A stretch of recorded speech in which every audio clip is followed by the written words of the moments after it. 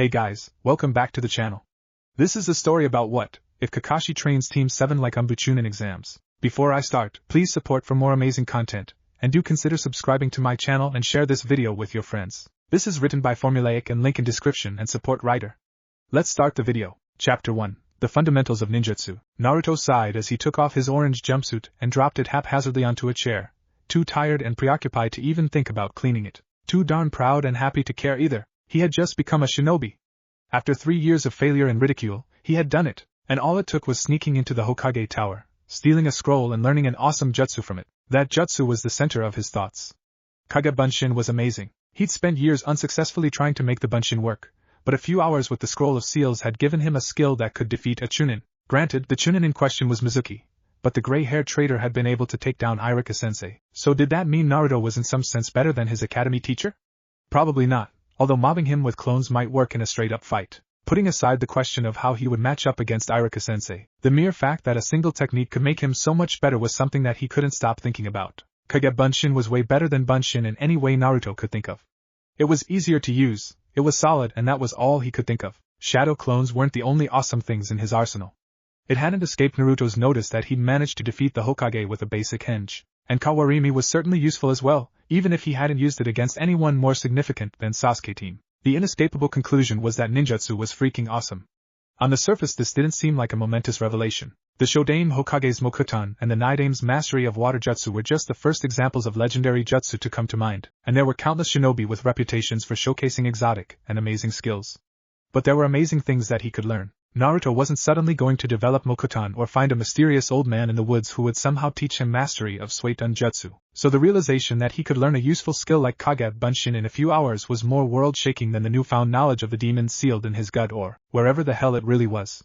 If one technique was enough to beat Mizuki and graduate, why stop there? He could get better, there were skills out there that he could learn. He wasn't a failure. So jutsu are awesome. The problem was that he only knew henge, Kawarimi, and Kage Bunshin. He wanted more. He needed more. If every jutsu he learned was even a quarter as awesome as Kage Bunshin, he'd be Hokage in no time. The first order of business was adding more jutsu to his repertoire. This wouldn't be easy. Those that had shinobi in their families had people teaching them taijutsu and ninjutsu and all kinds of stuff, and those with civilian parents could arrange for tutoring or help their children in less direct ways. Naruto had no one. He was all alone. So he had no one to teach him, or show him, or to even just be there when he needed some company. The closest he had to a family were the old man and Ichirakutuchi and Ayam. He loved them with all his heart, but they weren't there for him like a real family would be. Not that he blamed them. They didn't have an obligation to nurture every adorable orphan in their life. Well, maybe the Sandaime did, but that seemed like a complicated issue. He needed more jutsu. He wanted to have a large family, with many children, and what kind of father would let their child grow up without as many cool techniques as possible? He wanted to leave a legendary legacy for the clan he had yet to build. Cool jutsu, I gotta get me some of those, he mumbled to himself. Easier said than done though, given that he was the scapegoat of the entire village for stupid reasons he couldn't do anything about. So where could he get some new jutsu?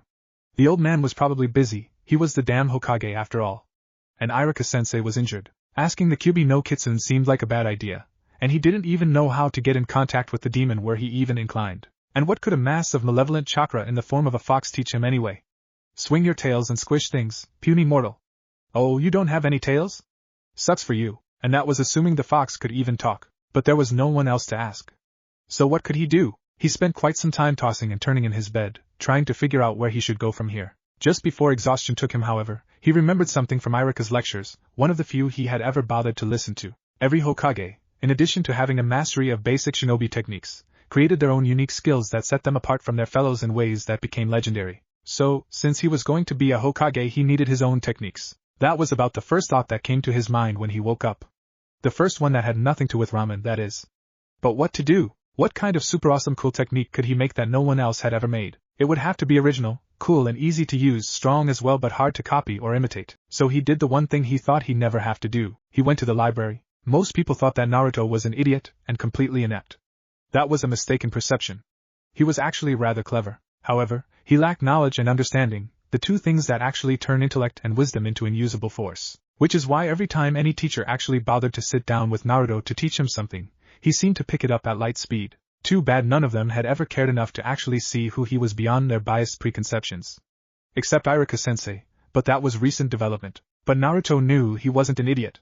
He just didn't know about stuff. Mostly because nobody ever told him anything, they just took it for granted that it had already been explained to him, going in one ear and out the other. Therefore, since he couldn't depend on anyone anymore, he was a ninja now, legally an adult, he had to do it on his own. And that meant studying, which meant having to go to the library. Getting into the library was a ridiculous task on its own. First, he had to spend 2 hours going back and forth between the library and the Hokage's tower filling out and filing obviously unnecessary paperwork that was solely enforced just to discourage him from getting anything done. He had to verify 3 times over that he was actually who he said he was, that he was a ninja, that he did have a place of residence in Konoha. From this he learned a valuable lesson: use a fucking henge. Now to find books on jutsu theory, chakra manipulation theory, jutsu creation theory, jutsu analysis theory, well, any kind of theory that had to do with chakra, techniques and jutsu. The first book he found, Elemental Manipulation Theory, turned out to be a pile of crap. Judging by its wear and tear, it was quite a well-read book. Most of it was about fire jutsu, and it didn't really teach any theory. It was mostly along the lines of Type 2 katan projection techniques with a horse-to-tiger lead and can have their effective area increased by adding a rat before the next tiger. And then it would go on to list all the other technique-specific tweaks that had to be made for that general rule to work for the 10 skills that it listed. And then there was a list of 15 Type 2 katan projection techniques that it explicitly said not to use this trick with, and a warning that using the tweak with jutsu not explicitly listed risked having it explode prematurely in your lungs. While that was one of the more ridiculous examples, everything else in the book appeared to run along the same lines. It was essentially a bunch of variations on specific jutsu, with its theory being a bunch of fancy but useless explanations about types and charging sequences and whatever else they wanted to print just to make it seem like this wasn't a convoluted list of jutsu. Having wasted nearly an hour trying to make sense of that pile of crap, Naruto was even more discouraged by his next find. The Encyclopedia of Elemental Theory and Alteration Reactions for Ninjutsu, 30th edition, was a massive book that went way over his head. It seemed like it would be a great reference, once he actually could understand things like pressure-induced backflow of Tenketsu C34-45, forcing water nature from the low-pressure end of the system at a rate of 60 s/CUCP. See Appendix J3 for curvature conformity of the corresponding E-value to the current elemental ratings. He guessed that he'd come back to that one in about 80 years. At this point he wanted to scream in frustration, only managing to hold it in because that would get him kicked out of the library, and he wasn't ready to quit. Naruto refused to believe that he wasn't ready to create jutsu. There had to be a better, more simple approach than spending the next 100 years or so trying to make heads or tails of the encyclopedia, or just randomly flipping through seals hoping that he didn't spontaneously combust. Although with Kage Bunshin that might make an acceptable last resort, academy students didn't really think about how commonplace it was. But Kawarimi no Jutsu was an incredible technique, and it only took 5 seals. Henge was pretty awesome too, and that only took 3.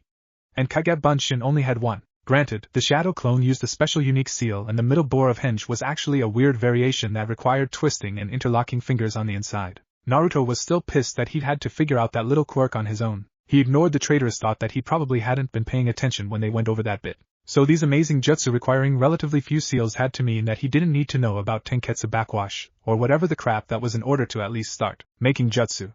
He'd come back to that stuff later, once he actually had some idea what to make of it.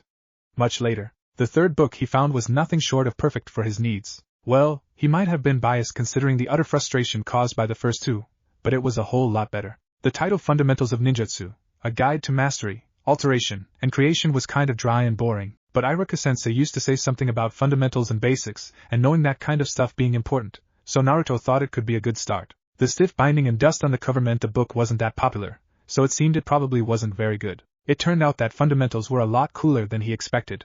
He was hooked from the introduction. Whoever this Hiruzen guy was really knew how to write a book. What does it mean to master a jutsu?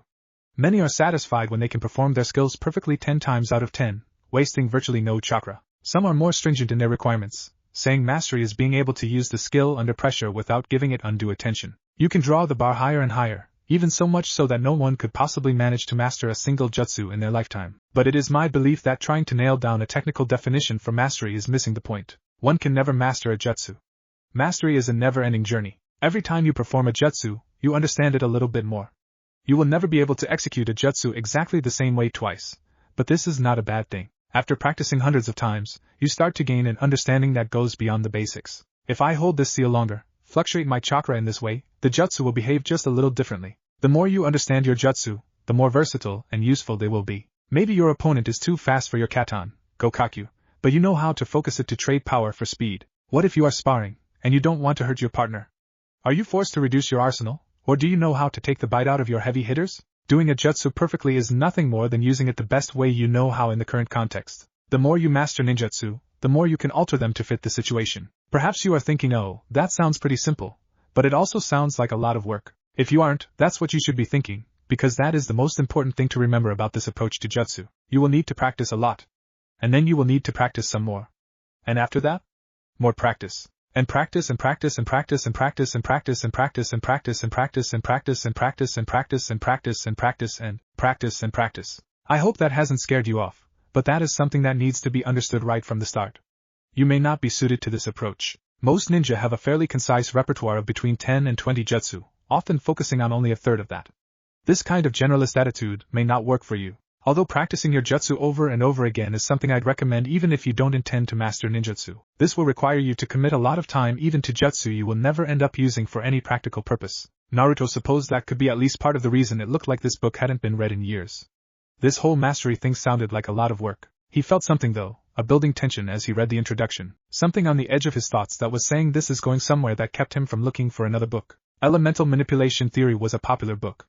The checkout history and the multiple copies on the shelves proved it. He could see why, with the quick and dirty tricks to altering popular jutsu, and it would almost be tempting if you ignored all the theory. In fact, he was willing to bet everyone ignored the theory crap in that book. Fundamentals of Ninjutsu was something else entirely. It was obviously built on a solid foundation, but it demanded effort and understanding, with the promise that it would all be worth it somewhere way down the line. It was almost like this Hiruzen guy was challenging him. He was offering Naruto exactly the kind of path to creating ninjutsu that he'd been looking for, and then saying that he probably couldn't handle the hard work. Well, he could handle it. He had more stamina than anyone else in the academy, and he wasn't afraid of hard work. He'd just never really known what to apply that hard work to. I won't be teaching you tricks to make your jutsu do this or that.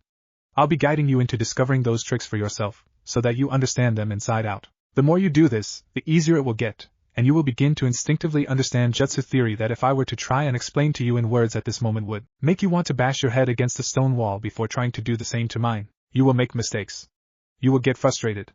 And most importantly, this will take time. Doing jutsu over and over again is a relatively quick and easy endeavor, but you will quickly find yourself getting tired. The limit of how much you can practice will be your greatest barrier. The next chapter is almost exclusively dedicated to learning about yourself and finding your limits. Know your limits. Crossing them can have disastrous consequences. Exhausting your chakra or burning your pathways can lay you out for weeks. Messing up certain jutsu due to tiredness or careless alteration could be even worse. When you are a jounin, you'll be able to test more dangerous things or skip many safe intermediate steps when testing jutsu using Kagebunshin, a B-rank clone technique with the ability to use chakra that transfers its experiences to the user when it dispels. Naruto's eyes nearly popped out of his head. Kagebunshin was even more awesome than he thought it was. And that meant that he could do even more awesome stuff, like try not-so-safe alterations to jutsu. The blonde had to resist the urge to burst out into maniacal laughter for some reason. Small steps are the key. I will show you how to master your jutsu. The experience you gain will allow you to alter them more and more as you understand them and yourself, and small alterations will become larger alterations, and soon you'll be creating jutsu. The most important part of jutsu creation is creativity. Start simple. If you imagine a grand jutsu, you're stuck trying to fill in the massive gap between the basic projection of flames to that flaming tornado you want. After you have learned the basic chakra control exercises, which are integral to finding your limits, understanding your chakra, and extending the amount of time you can practice, I will teach you some very simple elemental techniques. 2 from each element. Since I don't expect you to immediately think up ways to alter them, I will be instructing you on several things to play around with. Your job is to pay attention to how each thing you do affects each jutsu. Once you've had some practical experience with a few basic alterations, the theory will be much easier to digest.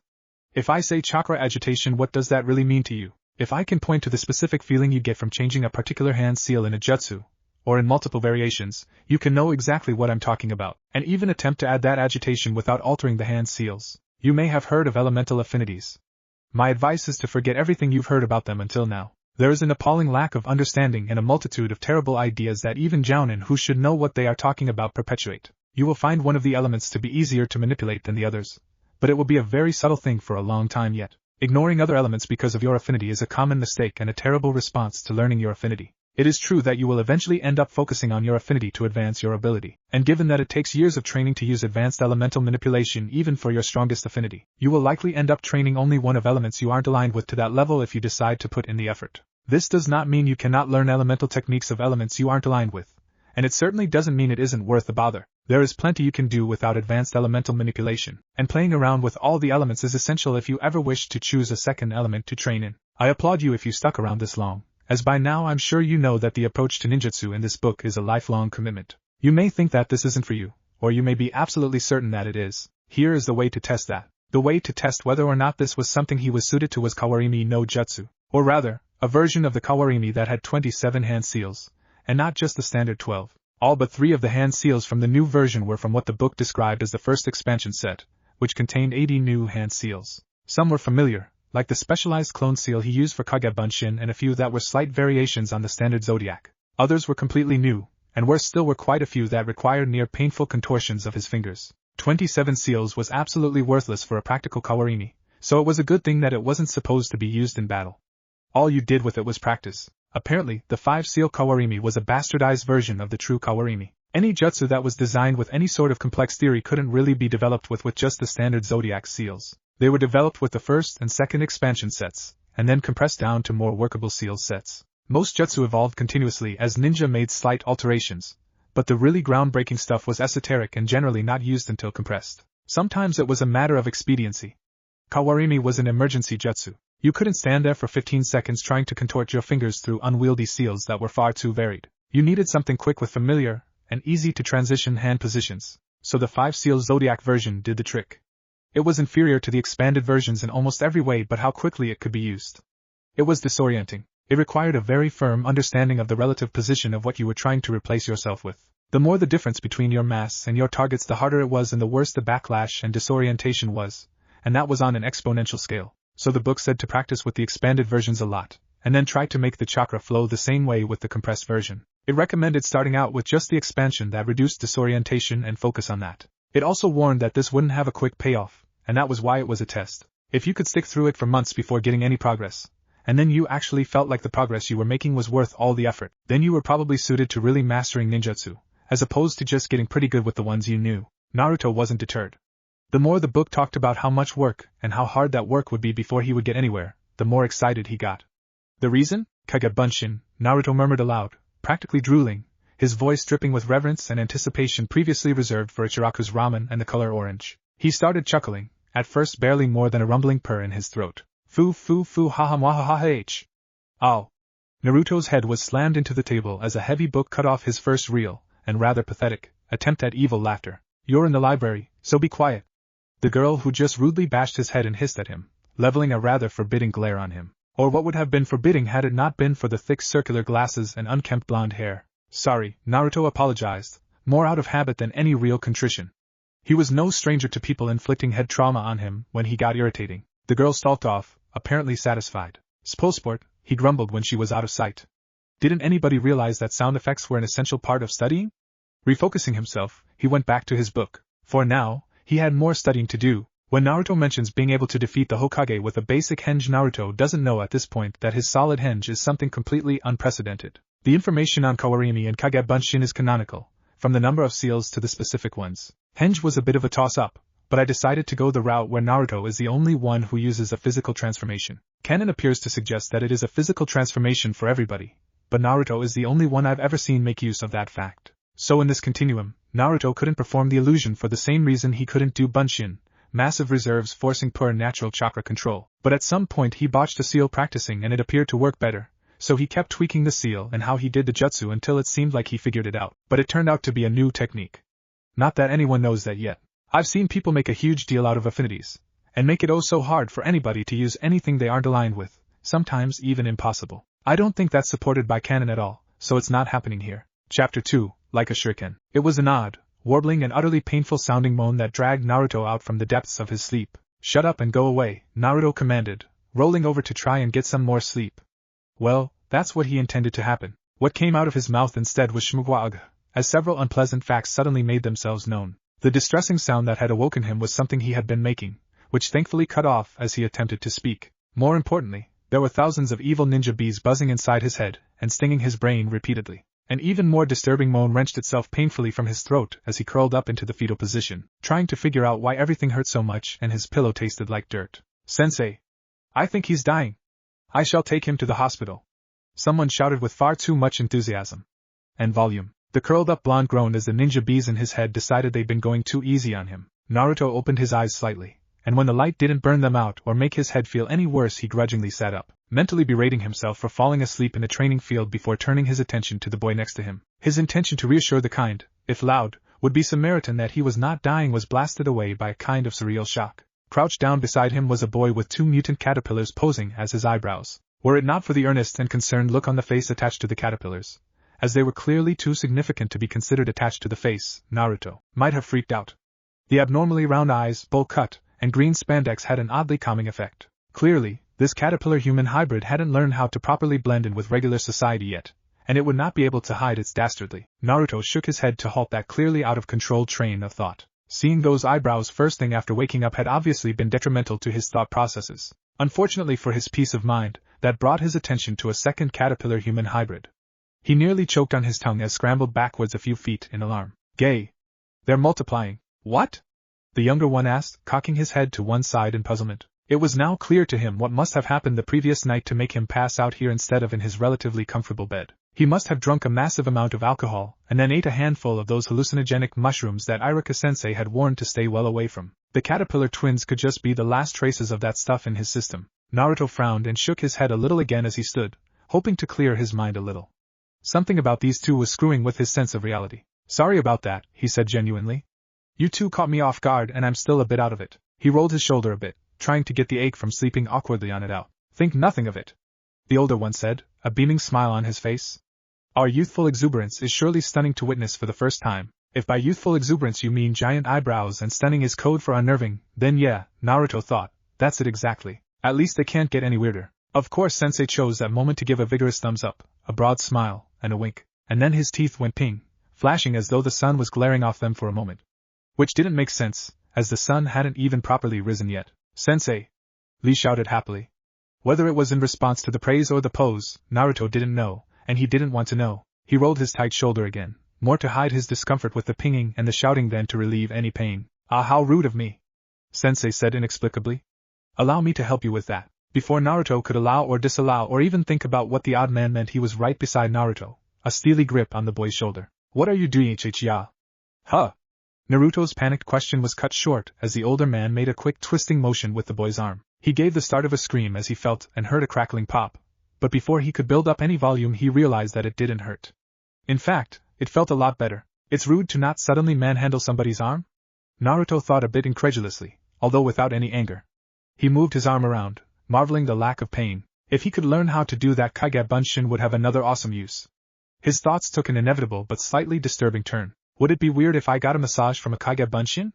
Would it be more creepy or less creepy if the clone was using Oiroku no Jutsu? He shuddered and concluded that it would definitely be more creepy. Stop thinking about it, stop thinking about it, stop thinking about it, damn it. That was pretty cool, Naruto said, deciding to leave the philosophical debate on the creepiness of self-massages for another time. Thanks, Shinobi-san. You are most welcome, and you may call me Guy. And I am Rock Lee, Konoha's beautiful green wild beast. Lee chimed in, copying the thumbs-up winking pose his teacher had shown earlier. His teeth went pink too. Lee! What a beautiful introduction of youth! Guy bellowed the last word jubilantly, his eyes shining brightly. I must introduce myself properly. Following the wonderful example set forth by beloved student, there was a burst of smoke that obscured the man briefly. I am Konoha's sublime green beast of prey, Mato Guy. The smoke cleared to reveal Guy standing in the most ridiculous pose Naruto had ever seen. One arm was held straight up, the palm positioned as though he were a waiter holding a tray. The other hand was in an upside-down OK sign, the circle over his eye and the fingers on his cheek. Oh, and he was standing on a bored-looking giant turtle. That almost didn't register. Oddly enough, Naruto couldn't help but be more amused than freaked out this time. He supposed the part of his brain that dealt with crap like this by shouting "this is so weird" might have protested being abusively overworked by going on strike. His headache had been steadily disappearing since he woke up and was almost gone, and the resulting good mood might have contributed to how well he was taking this. Guy and Lee were pretty weird, but they were also really friendly. The poses and the titles were over the top and kooky, but in a fun way. Weird but fun. Something about their all-out enthusiasm made him want to respond in kind. Naruto stealth formed a Kage Bunshin about 10 meters to his 10 o'clock. He couldn't help but feel pride in how far he'd advanced from just yesterday. He'd half-assed the seal and only had in the right position for an instant in order to hide the fact that he was actually doing it, but he'd still managed to produce a clone at range and out of sight behind some bushes. That was way beyond what he could do before spending time exploring what he could do with the jutsu. Naruto decided to make his title simple. He'd had experience with things sounding way cooler in his head than out loud, and he wasn't going to get the chance to test it out verbally beforehand. Right as he opened his mouth he changed his mind. These two had been making complete fools of themselves pretty much the entire time he'd known them, which amounted to a less than impressive total of less than 5 minutes, but still. The funny thing was that he didn't really think the less of them for it. They weren't ashamed of their weirdness, no, their uniqueness in the slightest. They seemed to revel in it. Once again Naruto felt an unvoiced, unintended challenge. If they could do it, then so could he, well, at least with these guys. Just following whatever whim that passed through his mind might make Sakura-chan think he was weird, and that would suck. I am Uzumaki Naruto, he stated imperiously, standing as tall and proud as he could. Konoha's majestic orange maelstrom, and its future Hokage. A breeze wafted through, swirling leaves around him and caressing his hair for a moment, and flaring his jacket with what seemed like the most perfect timing ever. That was because it was. The clone he'd created had used one of the basic elemental jutsu that he'd learned from Hiruzen's book the night before. A wind jutsu so generally useless it didn't even have a name. All it did was create a gentle, controllable breeze. One of the things that he was supposed to learn from using the breeze technique was indirect control, guiding things in the air with the breeze. If you were to just blow things around, it was near impossible to have any sort of fine control over where they went, and any control you did learn would just be applicable to wind techniques. But if they were saturated in your chakra, you could use chakra resonation to guide them very precisely. You were supposed to start learning with tufts of cotton, but he didn't exactly carry that around, so he just improvised and used leaves. It was probably easier with cotton, but he had chakra and clones to spare. Oddly enough, the leaves actually absorbed chakra and responded significantly better to the technique than the torn-up bits of paper he'd first tried it with. When he'd started out the night before, he'd barely been able to control one leaf, so he was understandably proud of the few dozen that wafted through the air for his introduction. Unfortunately for his coolness factor, he'd overestimated his abilities somewhat. He hadn't had time to saturate the leaves before using the technique, so his clone had needed to imbue chakra into them through the breeze technique, a skill he wasn't quite good at yet. The more chakra in a leaf, the more easily controlled it was. While you could train yourself to need less and less chakra to have the same level of control, he was far from that point. The effect that he'd intended didn't require much control at all. The leaves were just supposed to go by at the appropriate moment to give him a heroic mystique and gravitas. Everything went as planned, except for the part where a few leaves made contact with his head and face. That wouldn't have been too bad, if that had been all. It wasn't. One of the leaves got stuck in his nose. Naruto tried to keep his face straight, but he could feel the heat of an atomic blush on his cheeks, and one of his eyes was twitching. He reached up and removed the offending leaf as calmly as he could and flicking it away. Looking at the way Lee's mouth was twitching, it was clear he was holding in laughter. With a sigh of resignation, Naruto decided that pretending it didn't happen wasn't going to help anything. Go ahead, you can laugh. I know it was funny. If it hadn't been the leaf, it probably would have been the title. He'd probably keep the maelstrom part, if he ever had the guts to introduce himself like that ever again. But he needed a less over-the-top description than majestic orange. Suddenly, Lee wasn't holding back the urge to laugh anymore. Strangely enough, it wasn't because he was laughing. Forgive my unyouthfulness, Naruto-kun. Your introduction was splendid. It's fine, Lee-san. The sting of embarrassment was all but gone. Had something like that happened at the academy, he would have been a laughingstock for a week. But Lee was just so genuinely friendly that something like a botched attempt at being cool just didn't seem like a big deal. It probably helped that the other boy was unashamedly weird. Wonderfully said Lee. Guy boomed delightedly, smiling proudly at his student. Naruto-kun's introduction was certainly splendid. I'm sure it would have been ever better if he were in top condition. His tone and demeanor abruptly changed in a way that reminded Naruto somewhat of Iruka-sensei during a lecture. A good night's sleep in a bed rejuvenates your flames of youth 10 times better than sleeping on the ground. I completely empathize with the desire to train from the instant you awake, but you must take better care of yourself, Naruto-kun. Lee had taken out a notepad when Guy assumed his lecture mode, and was scribbling along as his teacher talked. Then sleeping on the ground, the boy muttered while writing. He saw Naruto's curiosity. Words of wisdom should be recorded and passed down, he explained. Naruto didn't have the heart to tell him that most people wouldn't consider the fact that beds were more comfortable to sleep on than the ground something profound enough to bother writing down. On some level he understood Lee's feelings. If he actually knew Hiruzen, chances were he'd have the same kind hero worship that Lee had for Guy, not to the extent that he'd be willing to dress in green spandex. Orange maybe, but not green. Nor would he be so inspired to hear that beds were nice. I didn't mean to fall asleep here, Naruto explained. He got the feeling that leaving Guy with the impression that he was so eager to train that he slept in training fields could turn out spectacularly bad. I kinda went overboard practicing kawarimi last night. And trying to throw myself around like a shuriken probably didn't help. The part about the shuriken was mostly just thinking aloud as a reaction to the memory. Given the way he managed to knock himself out, his recollection was a bit jumbled, but it was all coming back to him as he thought about it. Like a shuriken? Lee mimed the motion, clearly baffled as to how it could be used to throw oneself around. Is that a riddle? I'm not very good with those. Actually, don't tell me. Lee interrupted quickly.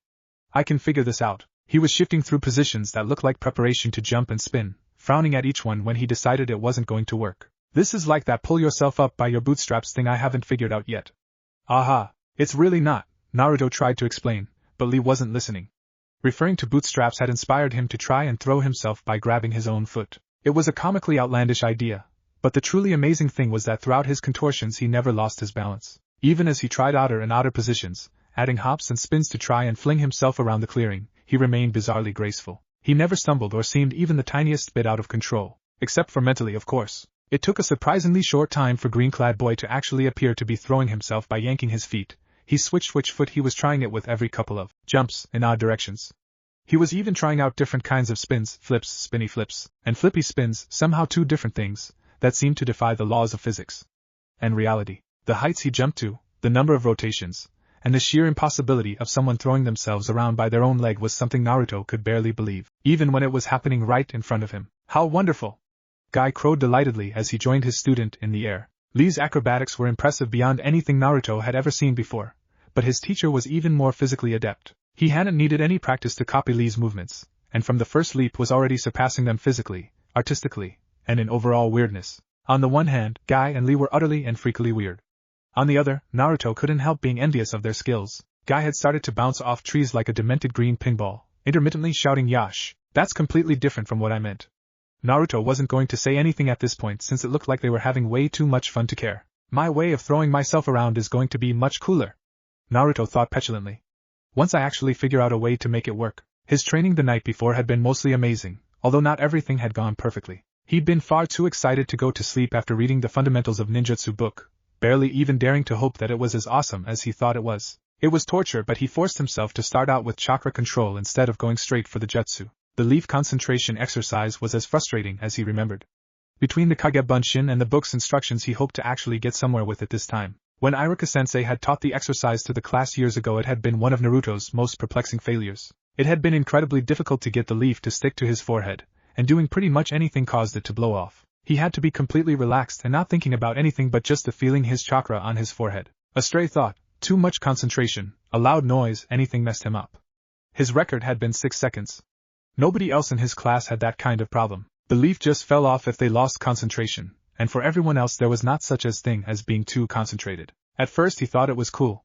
No one else could propel the leaf away from them, so that had to be cool. And then it became obvious that he wasn't getting any better at the part that apparently mattered, no matter how much he practiced. He thought it would be funny to try and launch leaves at Sasuke, which didn't quite work, but it did get him told off by Iruka-sensei for being intentionally disruptive. The teacher didn't take him seriously when he complained about concentrating too much, and after reprimanding Naruto he decided that the boy was making a nuisance of himself on purpose rather than actually trying to concentrate properly. They'd moved on to the basic academy jutsu not long after, and his relative success with Henji and Kawarini meant that his continued lack of progress with the exercise didn't become a lasting issue, at least as far as his grades were concerned. He'd kept at it on his own for about another couple of months, but the fact that it seemed to get even harder with all the effort he was putting into it resulted in him spending less and less time trying until he wrote it off as a lost cause. Kage Bunshin had given him hope of erasing that painful failure. He didn't really think that having 10 clones doing the same thing would help him learn 10 times faster, but he was hoping that there was some benefit. If 10 clones helped him learn even 10% faster, then it was something he was going to make full use of.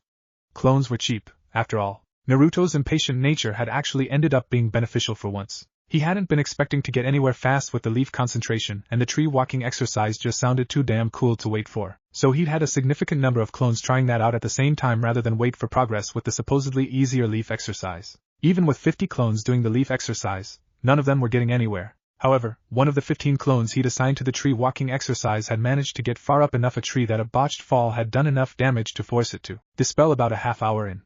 The memories of the clone had transferred the real Naruto, and every other living clone. The clone that had died had managed to get about 3 feet farther up a tree than any other clone, and suddenly every other tree climber experienced a small but noticeable improvement. That had been most apparent in the clones that were running up trees at the time of the first clone death. They could actually feel the improvement mid-climb. The tree-climbing clones had realized the implications rather quickly and all dispelled themselves, which resulted in the leaf concentration clones dispelling as they too realized that it could help. There was a brief period of dizziness caused by the influx of information, but it only lasted a few seconds. It was something to take note of, but given that it was something like 30 of 40 hours worth of experience, it wasn't really surprising or concerning. The next batch of clones had certainly proven the use of the Kage Bunshin. He'd been slightly but noticeably better at the leaf concentration exercise, but it was the tree climbing exercise that had been the most improved. The first clone that had dispelled had gotten around 20 feet up the tree when it had fallen and died. All of the new clones had managed just above 30 feet on their first try, a full 10-foot gain over the best individual accomplishment. That meant the combined experience of clones was actually worth a great deal. It had taken some experimentation to find what felt like the most effective method, and he was sure that if he kept at it he could refine it even more. He settled on having a clone dispel itself if it felt like it had learned something unique, sharing its experience with its brothers and creator. The more he practiced the technique, the easier it was for a clone to figure out when it had learned something worth sharing. It also became clear that any clone that dispelled itself returned most of its remaining chakra to him, whereas those that were dispelled not of their own will only return a portion. It was difficult to tell exactly how much, but Naruto would guess between half and 3/4. Between the chakra return from the clones and his own natural recovery rate, the only real cost was the strain from getting the memories of several clones per minute. It wasn't debilitating, but it did build up over the few hours that it took to become comfortable with tree walking. About a half-hour's break in which he read fundamentals of ninjutsu had proven enough rest to return to training. By that point Naruto was more than convinced that the book was the real deal, and he was eager to start doing new stuff. Walking on trees was awesome, but there was so much more that he wanted to get to. He'd left a few clones to keep practicing tree walking and the leaf concentration exercise, because mastery is a never-ending road, and then created 4 more groups. 2 of the groups had worked on kawarimi. The smaller one was just trying to memorize the 27 hand seals and get to the point where they could actually run through them. The other group was working on the expansion that just reduced disorientation. It only had 7 seals, but 4 of them were weird new ones. Another group worked on learning the gentle breeze technique, because that was what he was supposed to start learning alterations with.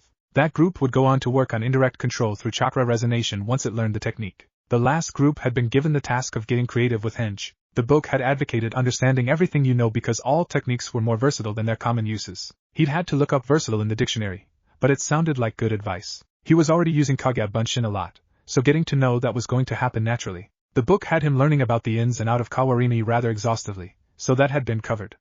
That only left henge. Without the book telling him what he should be working at, he'd been left with a bit of a quandary, and it had taken quite a while to come up with anything that even seemed plausible. Sure, turning into a tiger or growing a set of wings to try and fly sounded cool, but didn't exactly work out in practice. He didn't magically gain a tiger's musculature, so even though he looked like a tiger, walking around was more than a little awkward.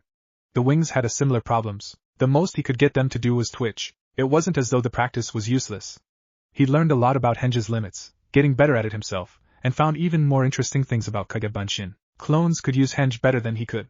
It was a bit odd, but he figured the fact that they were just chakra constructs in the first place meant that changing their physical shape came a bit easier for them. The closest he'd come to a practical new application for the henge that night was Kage Bunshins turned into weapons. It certainly wasn't even close to usable, but it had potential. There were definite mass limits, and it could be that all the chakra control and practice in the world wouldn't allow him to make something even as small as a katana. And what use was a weapon that would dispel on contact if it lost its concentration? Despite all that, Naruto was sure that a sentient weapon was something worth pursuing. He'd just have to get better at henge and Kage Bunshin, and see if anything he learned later might help out with that. There was one aspect that seemed like it could work out, and not in a 10 years down the line sort of way. One of his brilliant clones, they were all him, therefore all brilliant in his mind, had gotten the idea to turn into a Fuma shuriken like the one Mizuki had used. It had taken some practice in order to manage one small enough to be thrown, but he'd been sure that he'd had a breakthrough on that. It was not to be. The henge clone was aware enough of its surroundings that the intense spinning motion made it incredibly dizzy, and it dropped the henge almost immediately, and dispelled as it crashed into the ground. Naruto had not been deterred. The clones worked on reducing their awareness and maintaining their concentration within the technique, and eventually, after a lot of second-hand dizziness, managed to hold the transformation indefinitely. The problem was what to do after that. The point of the technique wasn't to avoid the costs of buying Fuma shuriken. It was the whole flying through the air bit that was interesting. Even having gotten the holding the henge through intense spinning down, he'd been left with the release. The clone came out of the transformation spinning as fast as it had been as the shuriken, leaving it utterly incapable of doing anything except crashing into something and dying. Naruto had no ideas at all on how to get around that, so he'd set it aside for the time being. The way he trained with the clones was constantly changing throughout the night. All the clones had Naruto's personality and memories, so they certainly weren't capable of working non-stop without distraction. The training had started out with each clone just doing its own thing, trying to complete its assigned task. Then the clones started interacting. They talked to one another, socialized, and even goofed around a bit. Naruto hadn't been terribly amused by 2 clones spending 20 minutes playing rock paper scissors, but there was nothing he could do about it after the fact, and any clone that wanted to do something could neatly avoid punishment by dispelling. Naruto had never been very good at doing what he was told, so how could he expect so many copies of him to be perfectly obedient drones? He hadn't put a stop to it because there didn't seem to be a point, and also it was pretty nice. He got on really well with himself, and it was like he was hanging out and training with a bunch of friends. It hadn't taken him long to see that it was actually beneficial to his training as well. Clones that had fun and were relaxed transferred the memories and feelings to all the other clones when they dispelled, keeping those that were training from getting bored, and it even reduced the real Naruto's mental strain. From then on, he'd added a group of clones whose job was just to have fun, and let the training clones interact and bounce ideas off one another. That wasn't to say there weren't any hiccups.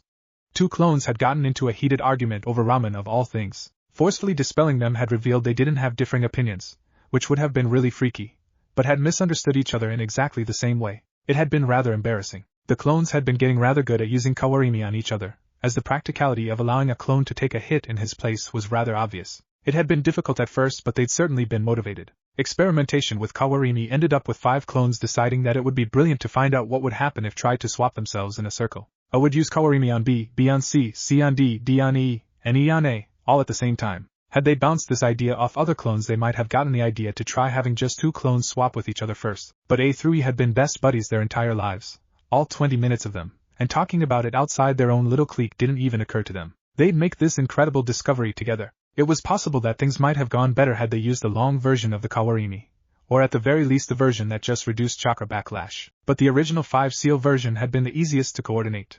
So they'd counted down and used the technique with no regard for the consequences. In their minds, either something awesome would happen or nothing would happen at all. The 5 simultaneous techniques had strained at cross purposes, building up energy as they tried to execute themselves. A visible aura of roiling chakra had flickered up around the surprised clones, none of whom had any idea how to stop it. Something snapped, and they started swapping places randomly several times a second each. It had only taken a few seconds for the chakra backlash to completely overwhelm the clones' chakra systems, tearing them apart in an explosion of energy. The memories of the 5 clones' botched technique had caused every other clone to be disrupted, and the memories of all the clones plus the traumatic death of the 5 had slammed Naruto into unconsciousness. It had been a sobering experience. Naruto felt lucky to be alive, and made a mental promise to be much more careful experimenting, even with Kage Bunshin as a safety buffer. Despite the frightening experience, he couldn't help but feel a bit excited. Whatever had happened with the kawarimi, there had been something profound. He was going to stay well away from trying that again until he had a theory about why it had happened and had reduced the chakra backlash from the technique as far as he could. This is just the start, Naruto thought to himself, his determination almost a palpable thing. One day I'll know everything about jutsu. Naruto was startled out of his thoughts as Lee came down out of spin to try and kick a training post near him. The kick clipped the post rather than hitting it dead on, but still managed to gouge a chunk of the wood with such force that it splintered out as sawdust. "Watch it!" Naruto complained as the wood nearly hit him, even as he marveled at the power of the kick. He wondered what would have happened to the post had it taken a direct hit. "I'm sorry, Naruto-kun," Lee said, swaying and stumbling a bit. "I appear to be unyouthfully dizzy." He brought out his notepad again and started writing and muttering. "Throwing yourself around like a shuriken makes you dizzy." Guy jumped down beside Lee, not looking dizzy in slightest despite his more extreme acrobatics. "You must train yourself to overcome the dizziness, Lee. Anything can be done with the power of youth." "Sensei." "Yash!" Lee exclaimed. "If in 1 week I have not trained myself not to get dizzy, I shall backflip around Konoha 10 times while blindfolded, and if you can't do that, I shall fling myself like a shuriken all the way to Kumo and back without stopping." "Sensei, Lee, Sensei, Lee, Naruto-kun." Naruto hopped back a step in surprise, desperately hoping he wouldn't have to join in whatever this was. "Lee-san?" "Naruto-kun," Lee said happily. "Thank you for sharing your youthful training exercise with us. It's way more your exercise than mine," Naruto explained, relieved that he hadn't been drawn too far into the back and forth of names. "There's no way I'd be able to pull that stuff off." Naruto thought he might have said something he shouldn't have as he saw the fire in Guy's eyes. "Then you shall join us in our training to bring out your flames of youth." "Sensei, Lee, Naruto-kun." Shit. Chapter 3, Team 7, Part 1. "Naruto, what the hell are you doing here? Showing up and pretending you graduated is a stupid plan, you know?" Naruto glared balefully at Kiba, tapping his forehead protector meaningfully. "See this? It means I'm a ninja." He put his head back on his arms, clearly dismissing the Inuzuka, who huffed before walking away. Naruto was glad that it had been that easy, as he hadn't quite figured out what to say if anyone asked how he'd graduated. The Mizuki incident had been classified. Shikamaru, sitting to the blonde's left, narrowed his eyes in contemplation for a moment as he noted the wear and tear on Naruto's new protector before deciding it wasn't worth the effort to figure out what was going on. So what if he'd never seen Naruto looking even remotely tired, or deliberately sit in the back to try and catch some sleep? It wasn't his problem. For his part, Naruto was just trying to get in a bit of recovery from his morning training before class. He'd been waking up at 5 in the morning every day for the past week in order to train with Guy and Lee, who'd extended the invitation to do so after running him into the ground the day they met. They'd clearly been surprised and delighted when he'd shown up the next morning. It could have been they hadn't expected him to recover enough to train anymore for a few days, or it could be that no one they'd invited to train with them before had ever taken them up on it. With good reason. They were crazy. They were also incredibly fit. The acrobatics inspired by Naruto's careless comment about throwing himself around like a shuriken was merely the tip of the iceberg. They'd had to handicap themselves to give him even a chance of keeping up with them when doing laps around Konoha. It turned out that Lee was still faster than Naruto even when he did his laps on his hands with a boulder twice his size tied to his feet, and Naruto had to take a few breaks over the course of their routine when the burn in his legs became too much to bear. It usually only took a few of Guy and Lee's sped up laps, as they went faster without him, for the burn to subside enough for him to rejoin them. Lee's physical condition was leagues ahead of Naruto's in almost every way. Naruto sort of had the edge in stamina as his QB-enhanced recovery was by definition inhuman. Given enough time, he could do thousands of push-ups, but not on one finger with a boulder on his back like Lee could in a quarter of the time. Lee liked boulders a lot. Naruto stood no chance in their spars. Lee completely dominated without expending any effort whatsoever. It was a bit depressing at first, but it quickly became apparent that unlike getting beat on by Sasuke or Kiba, Lee wasn't using his superiority to show off by going all out. He was actually helping Naruto, showing him where he was going wrong by pouncing on his worst openings, overextensions, and other flaws instead of just indiscriminately bulldozing through every defense like he was most certainly capable of. Given that Lee could knock him across a clearing with a lazy backhand, Naruto had plenty of motivation to refine his taijutsu really quickly. Between finally having a sparring partner who didn't delight in the chance to beat the crap out of him and Guy's more formal taijutsu instruction, his skills were growing in leaps and bounds, along with his physical fitness. Naruto's eyes narrowed as he noticed Sakura sidling up to Sasuke several rows in front of him, shoving one of the graduates aside when he failed to automatically clear the way between her and the object of her affection. "Sasuke-kun, can I sit next to you?" she asked, scooting up to him without giving him the chance to answer. Sasuke ignored her, as usual, and she ignored the fact that he was ignoring her in favor of gazing at him adoringly, as usual. He's nothing special, Naruto thought grumpily. Lee could kick his ass blindfolded with both hands and a foot tied behind his back. A couple of clones and even I could take him out now. While ganging up on Sasuke with his clones and beating the crap out of him would be rather satisfying, it probably wouldn't endear him to Sakura-chan very much. He'd managed a lucky kick that had knocked Sasuke out of the ring a couple months back, and she'd been extra scathing to him for weeks. The problem was that he couldn't think of any other way to get her attention. Asking her for dates annoyed her. Giving her flowers annoyed her. Trying to be her friend annoyed her. Asking her for help with homework annoyed her. He'd been excited at the idea of making a jutsu for her. She'd have to find that amazing, wouldn't she? But the best he could come up with was to float sakura blossoms around instead of leaves, so that was a bit of a bust. A week ago Naruto probably would have tried to force a confrontation with Sasuke at this point, but now his minor irritation wasn't nearly enough to motivate him. A large part of the tension between Naruto and Sasuke, at least on Naruto's part, was that Sasuke had been the best. He'd been Naruto's measuring stick. For as long as he'd been in the academy, he'd thought that being better than Sasuke meant something important. Like it would prove his worth to himself and everyone else. After meeting, and more importantly, getting beat up by Lee, it had been clear he had been setting his sights way too low. Being the best in the class just didn't mean much to him anymore. Sasuke was just a big fish in a small pond. Naruto had always hated how everyone seemed to place the brooding bastard on a pedestal, and it galled him to realize that he'd been guilty of the same all along. Sure, Sasuke was more skilled than Naruto in a lot of ways, and for the first time it didn't hurt to admit that even in his head, he'd just keep working on his jutsu, letting Guy and Lee run him ragged with their insane training, and rounding out his skills for his own sake. And if it helped Sakura-chan realize how much more awesome than Sasuke that he'd always been, that was just a bonus. Unfortunately for Naruto's emotional maturity, while his epiphanies took the edge off his jealousy, they didn't grant him complete indifference to Sasuke. He couldn't help giving the bastard the evil eye as Sakura scooted even closer. Glaring at the back of Sasuke's head was interrupted by Iruka-sensei's arrival. The class quieted down as their conditioning to avoid the dreaded demon head no jutsu kicked in. The teacher's eyes scanned the students quickly, pausing as they landed on Naruto's position. The blonde gave a thumbs up, resulting in a smile. He got a new forehead protector, Naruto noticed as Iruka began taking roll. There were a few startled reactions when he got to Naruto's name. Roll was followed by a boring lecture on what it meant now that they were all genin. But fortunately for Naruto, 5 massage clones popping had mellowed him out. His squeamishness at the idea of giving himself massages had quickly been thrown aside after the second day of insane training with Guy and Lee. While it was most effective to also have the real him massaged right before the clones popped, even just the transferred experience physically relaxed his muscles. The memories of 15 clones having gotten massaged after a day of hard training was a heavenly way to send himself to sleep. Represent the village with professionalism, teams of 3, learn vital skills, blah blah blah MMH. This table is comfortable. Maybe 5 relaxation clones was a bit too much. Iruka eventually got past all the boring stuff and to the team assignments. Team 7 is Uzumaki Naruto, Harino Sakura. Naruto gave voice to his joy at this development.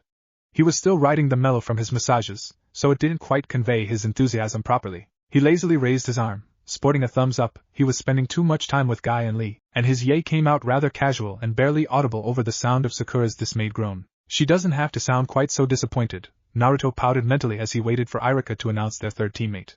The third wheel, so to speak. Anybody but Sasuke, he prayed fervently. After a few seconds it became clear that Irika wasn't continuing, so Naruto lifted his head off of his seemingly comfortable desk to see what the hold-up was. Irika and the rest of the class were looking at him with unnerving intensity, clearly baffled by something. Is there something on my face? Naruto asked nervously, self-consciously wiping a hand across his mouth. It would be embarrassing if there was a ramen noodle hanging off his mouth or nose. No, Irika-sensei said carefully. You're just more quiet than usual. Ah, Naruto said in comprehension.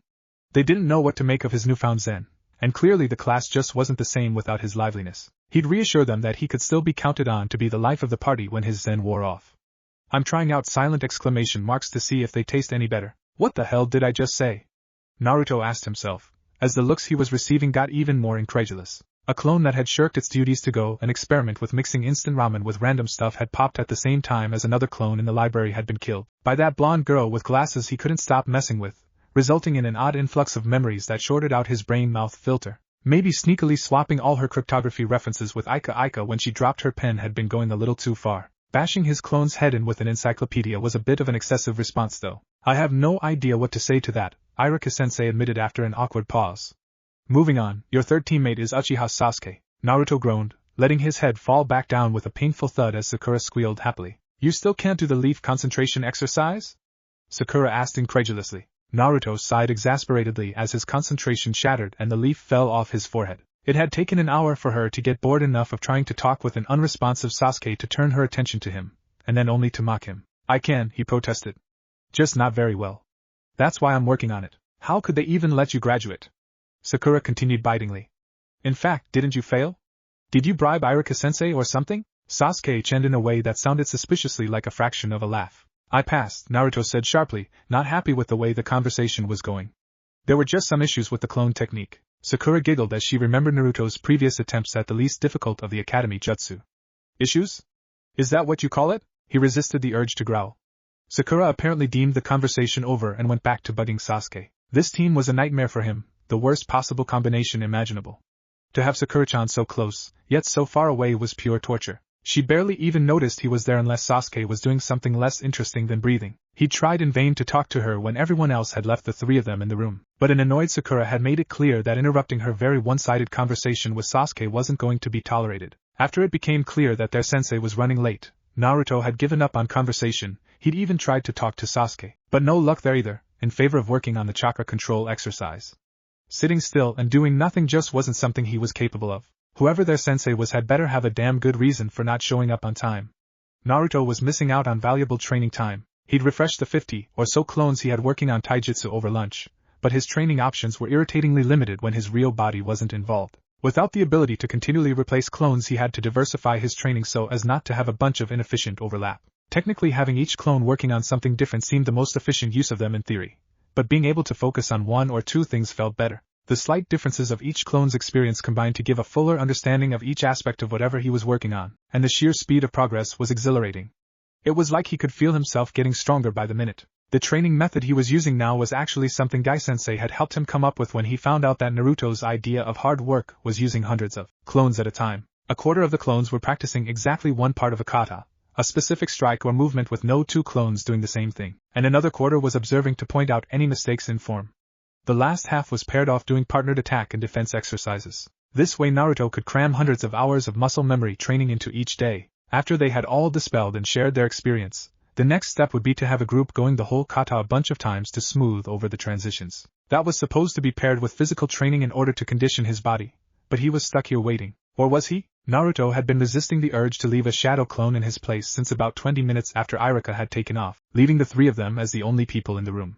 The thought that their sensei was only running a little late, and would be there any minute had restrained him at first, but his excitement at meeting his new sensei and the desire to do so in person had all but disappeared. You three are pretty boring. Kakashi didn't have to antagonize his new students within seconds of them first laying eyes on him, but the looks of indignation on their faces were even more rewarding than he could have hoped for. In his defense, it was kind of the truth. They could have used the hours preceding his arrival to socialize, getting used to the idea that they'd be on a team together. The brief glimpse of their body language before they noticed him entering the classroom had made it abundantly clear they hadn't made productive use of their time together. Although Naruto had at least been trying to train his chakra control, however ineffectively. The boy's massive reserves meant that he need to start out with far more chakra-intensive exercises to get anywhere. In an ideal world, Naruto would have been receiving training since he was old enough to walk. Kakashi had been eagerly anticipating training his sensei's son, but despite having the support of the Hokage's advisors, some major clan heads, and even Shimura Danzo, the Sandaime had told him that Naruto wasn't to be trained yet, and that was the end of it. It had made no sense to Kakashi. Uzumaki Naruto was the worst-kept S-rank secret in the history of the elemental nations. The citizens of Konoha had found out within hours of the sealing, and the other countries within days. His blonde hair and blue eyes had to scream Namikaze, when coupled with the sealing, and the Sandaime was going to let him grow up like just another orphan, dangling him in sight of anybody who might want to kidnap a Jinchuriki or kill Namikaze Minato's child? But the deluge of kidnappers and assassins that Kakashi knew had to be coming never arrived. The other countries seemed even more confused by the Sandaime leaving Naruto out in the open than Kakashi was. There had been token attempts, but nothing that could be termed serious was attempted by any of the major hidden villages. They'd mostly been content to test the security around Naruto every once in a while, and even that had dropped off by the time Naruto had turned about 6 or 7. Although relieved, Kakashi had been utterly baffled by the intelligence reports he'd managed sneak looks into during those early years. Within a week of the sealing, IWA had decided that Naruto was a tongue-in-cheek red herring. They'd been certain from day one that there was no way he could be a real Uzumaki, not with blonde hair. Initially there had been some uncertainty as to whether or not he could be the son of the Yondaime, his hair and eye color being too conspicuous to ignore. But the Sandaime leaving him in the open had made them think that rather unlikely. When Naruto entered the academy years later, his cringe-worthy academic performance reduced unlikelihood to impossibility in the Tsuchikuge's opinion.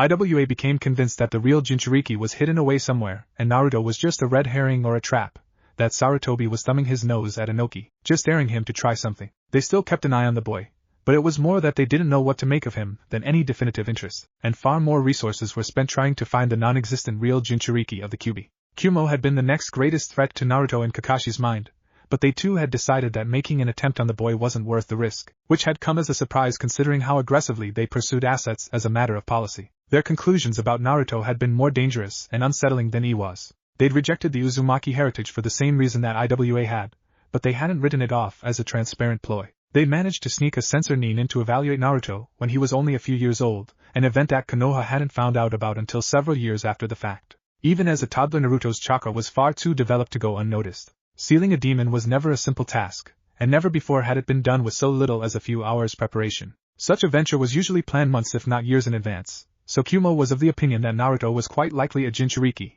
but a defective one, the demon sealed too tightly to be of any use.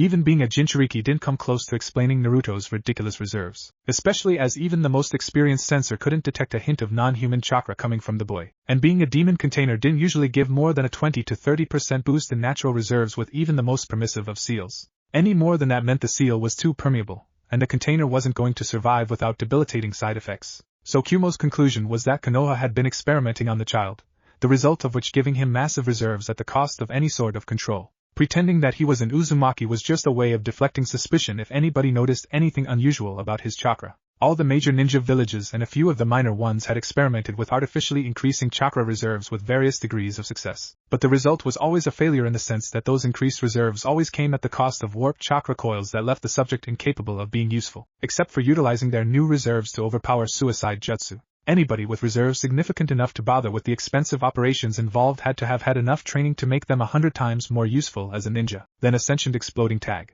Kakashi wasn't a censor Nin, but he had enough skill in the art to sense for himself that Naruto had a good deal more chakra than he did. The classified reports he'd seen estimated that the boy had just above twice Kakashi's own reserves. That was nothing short of incredible, given that he had trained his reserves to be abnormally high even for his specialization as a ninjutsu master in order to compensate for his implanted Sharingan.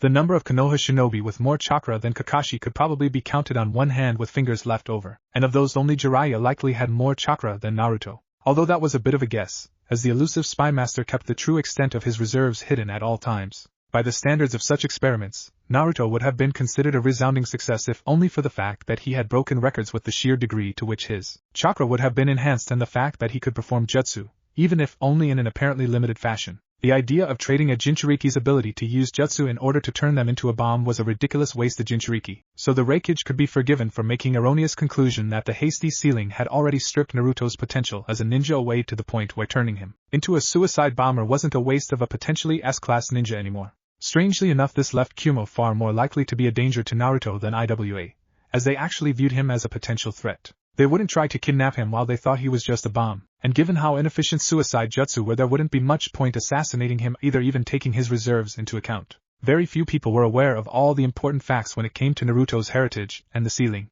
If Kakashi didn't know better, he'd have thought it was impossible for things to work out the way they did on accident. Almost everything had come together far too perfectly to be a coincidence. Naruto had been born with an unbelievable advantage. As an Uzumaki, his chakra coils and life force were already extremely strong, and the fact that his mother had been a pure-blood Uzumaki meant that he'd been absorbing her potent chakra for 10 months before his birth had boosted that advantage. And then he'd had the Kyuubi sealed in him right after being born, before his system had adjusted to not being able to siphon chakra from Kushina, leaving it in the perfect position to adapt to the Kyuubi. The only thing that could have possibly made Naruto more suited to being a Jinchuriki was if his father had been an Uzumaki as well. The integration of a Biju's chakra with its host system one was generally considered the most important factor when to how useful a Jinchuriki could be as a weapon, and getting the highest possible compatibility between the two was usually the highest priority in any sealing. The chakra system was strong enough to handle the sealing without getting damaged, but still malleable enough to adapt between 10 to 13 years of age, the specifics depending on the individual. The 3 best weaponized Jinchuriki had been sealed below that range, but it was considered a rather stupid risk. Any child that had coils developed strongly to even attempt such a sealing would be a powerhouse later in life given proper training, not something a village was likely to throw away on the off chance that they might survive. Not to mention the consequences of a failed sealing would result in the death of countless more ninja. Kumo's Karabi was considered the most successful weaponized Jinchuriki. He'd had the Hachibi sealed within him at the age of 5. Why he'd been selected was a secret that they'd managed to keep from the rest of the hidden villages, but it was obvious they'd known what they were doing. Kumo had resealed the Nibi a few years back in an 11-year-old girl, which suggested that whatever it was that made them confident that the Hachibi wasn't going to blow up in their faces had something to do with the container, and not their sealing method. That was a relief to the rest of the hidden villages and probably saved the girl from excessive assassination attempts. The idea of Kumo having 2 Jinchuriki of Karabi's caliber was a rather scary one. Kirigaku's current Mizukage had the Sanbai sealed within him at the age of 7. Kiri's Nidame hadn't hid his methods, but no other village was likely to follow in his footsteps. He'd taken 5 years to set up a complex sealing array that could handle multiple failures and proceeded to attempt to seal the demon into child after child, his youngest and most promising candidates first. Each failure meant the death of the child, and it had taken 18 attempts before a successful sealing, and it didn't end there. The Mizukage hadn't been satisfied with the level of integration, and rather than waiting to see if it improved as the seal settled, he summarily had the demon ripped out, and the process restarted. 12 more attempts had resulted in Yugura. The death toll didn't end with the 30 children either. The sealing array had been designed for the sole purpose of facilitating multiple attempts at the sealing with little regards to anything else, like the safety of the operators. Every single ninja powering the massive sealing array had been contaminated by prolonged exposure to the Biju's chakra, over half dying painfully within weeks. While he was nowhere near Karabi or Yagura's level, Suna's Jinchuriki was the one all the hidden villages were keeping a close eye on. Sabaku no Gaara was one of a kind. Like Naruto, he was genetically predisposed to being a Jinchuriki, although Suna kept a tight lid on the specifics of why that was. Unlike Naruto, that fact was completely intentional. The Yandame Kazekage had selected a wife for the sole purpose of creating Gaara. His first 2 children hadn't met the criteria he'd been aiming for, but his second son had, allowing him to take the concept of integration to a whole new level. The Ichibi had been sealed into Gaara in utero, before his own chakra system had even formed properly. Suna certainly hadn't let any outsiders examine the boy, so all the other nations had was educated guesswork and speculation, but the general consensus was that his system had been developed by the demon's chakra, and that he very likely didn't produce his own chakra at all. On the one hand, that meant that he could use his demon's chakra 24/7. On the other hand, that meant he was using the demon's chakra 24/7, and it showed. Sabaku no Gaara was a special kind of crazy.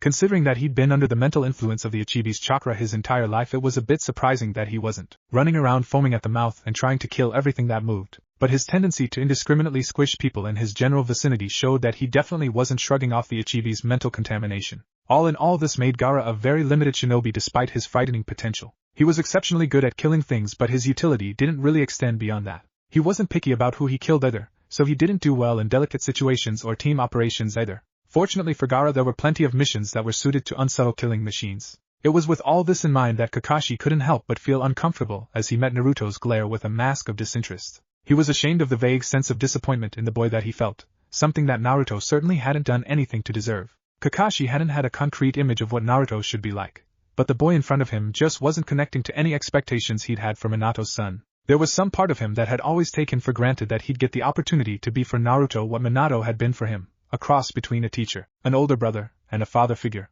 He'd known that Naruto wasn't going to be a mini Minato, but he was having a hard time seeing much of his teacher at all in the boy. Sure, he had the same hair and eye color as his father, and his facial structure was even starting to resemble a young Minato's. However, it was hard to relate the two beyond the superficial. Like Naruto, a young Minato had also expressed a desire to be the Hokage in order to be acknowledged, although his motivation wasn't quite the same as his son's. Wanting to be a Kage wasn't an uncommon childhood aspiration.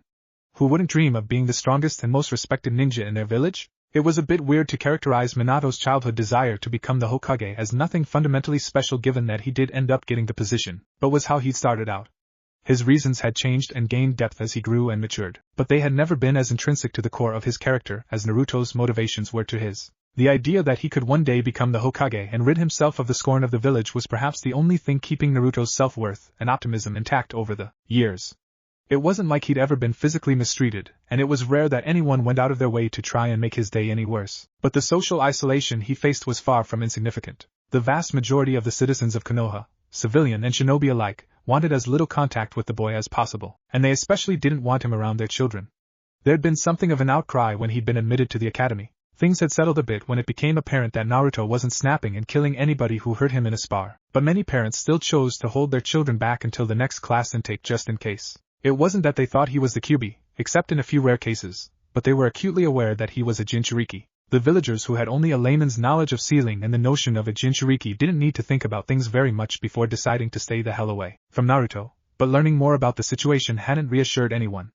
Jinchuriki as a group were more naturally dangerous than just about anyone else. An unavoidable fact of life is that children don't always get along. In a ninja village that sometimes escalated a bit beyond bruises and tears, but even the children from clans weren't usually capable of doing anything particularly damaging before they'd been taught enough restraint, especially since the fall of the Uchiha clan.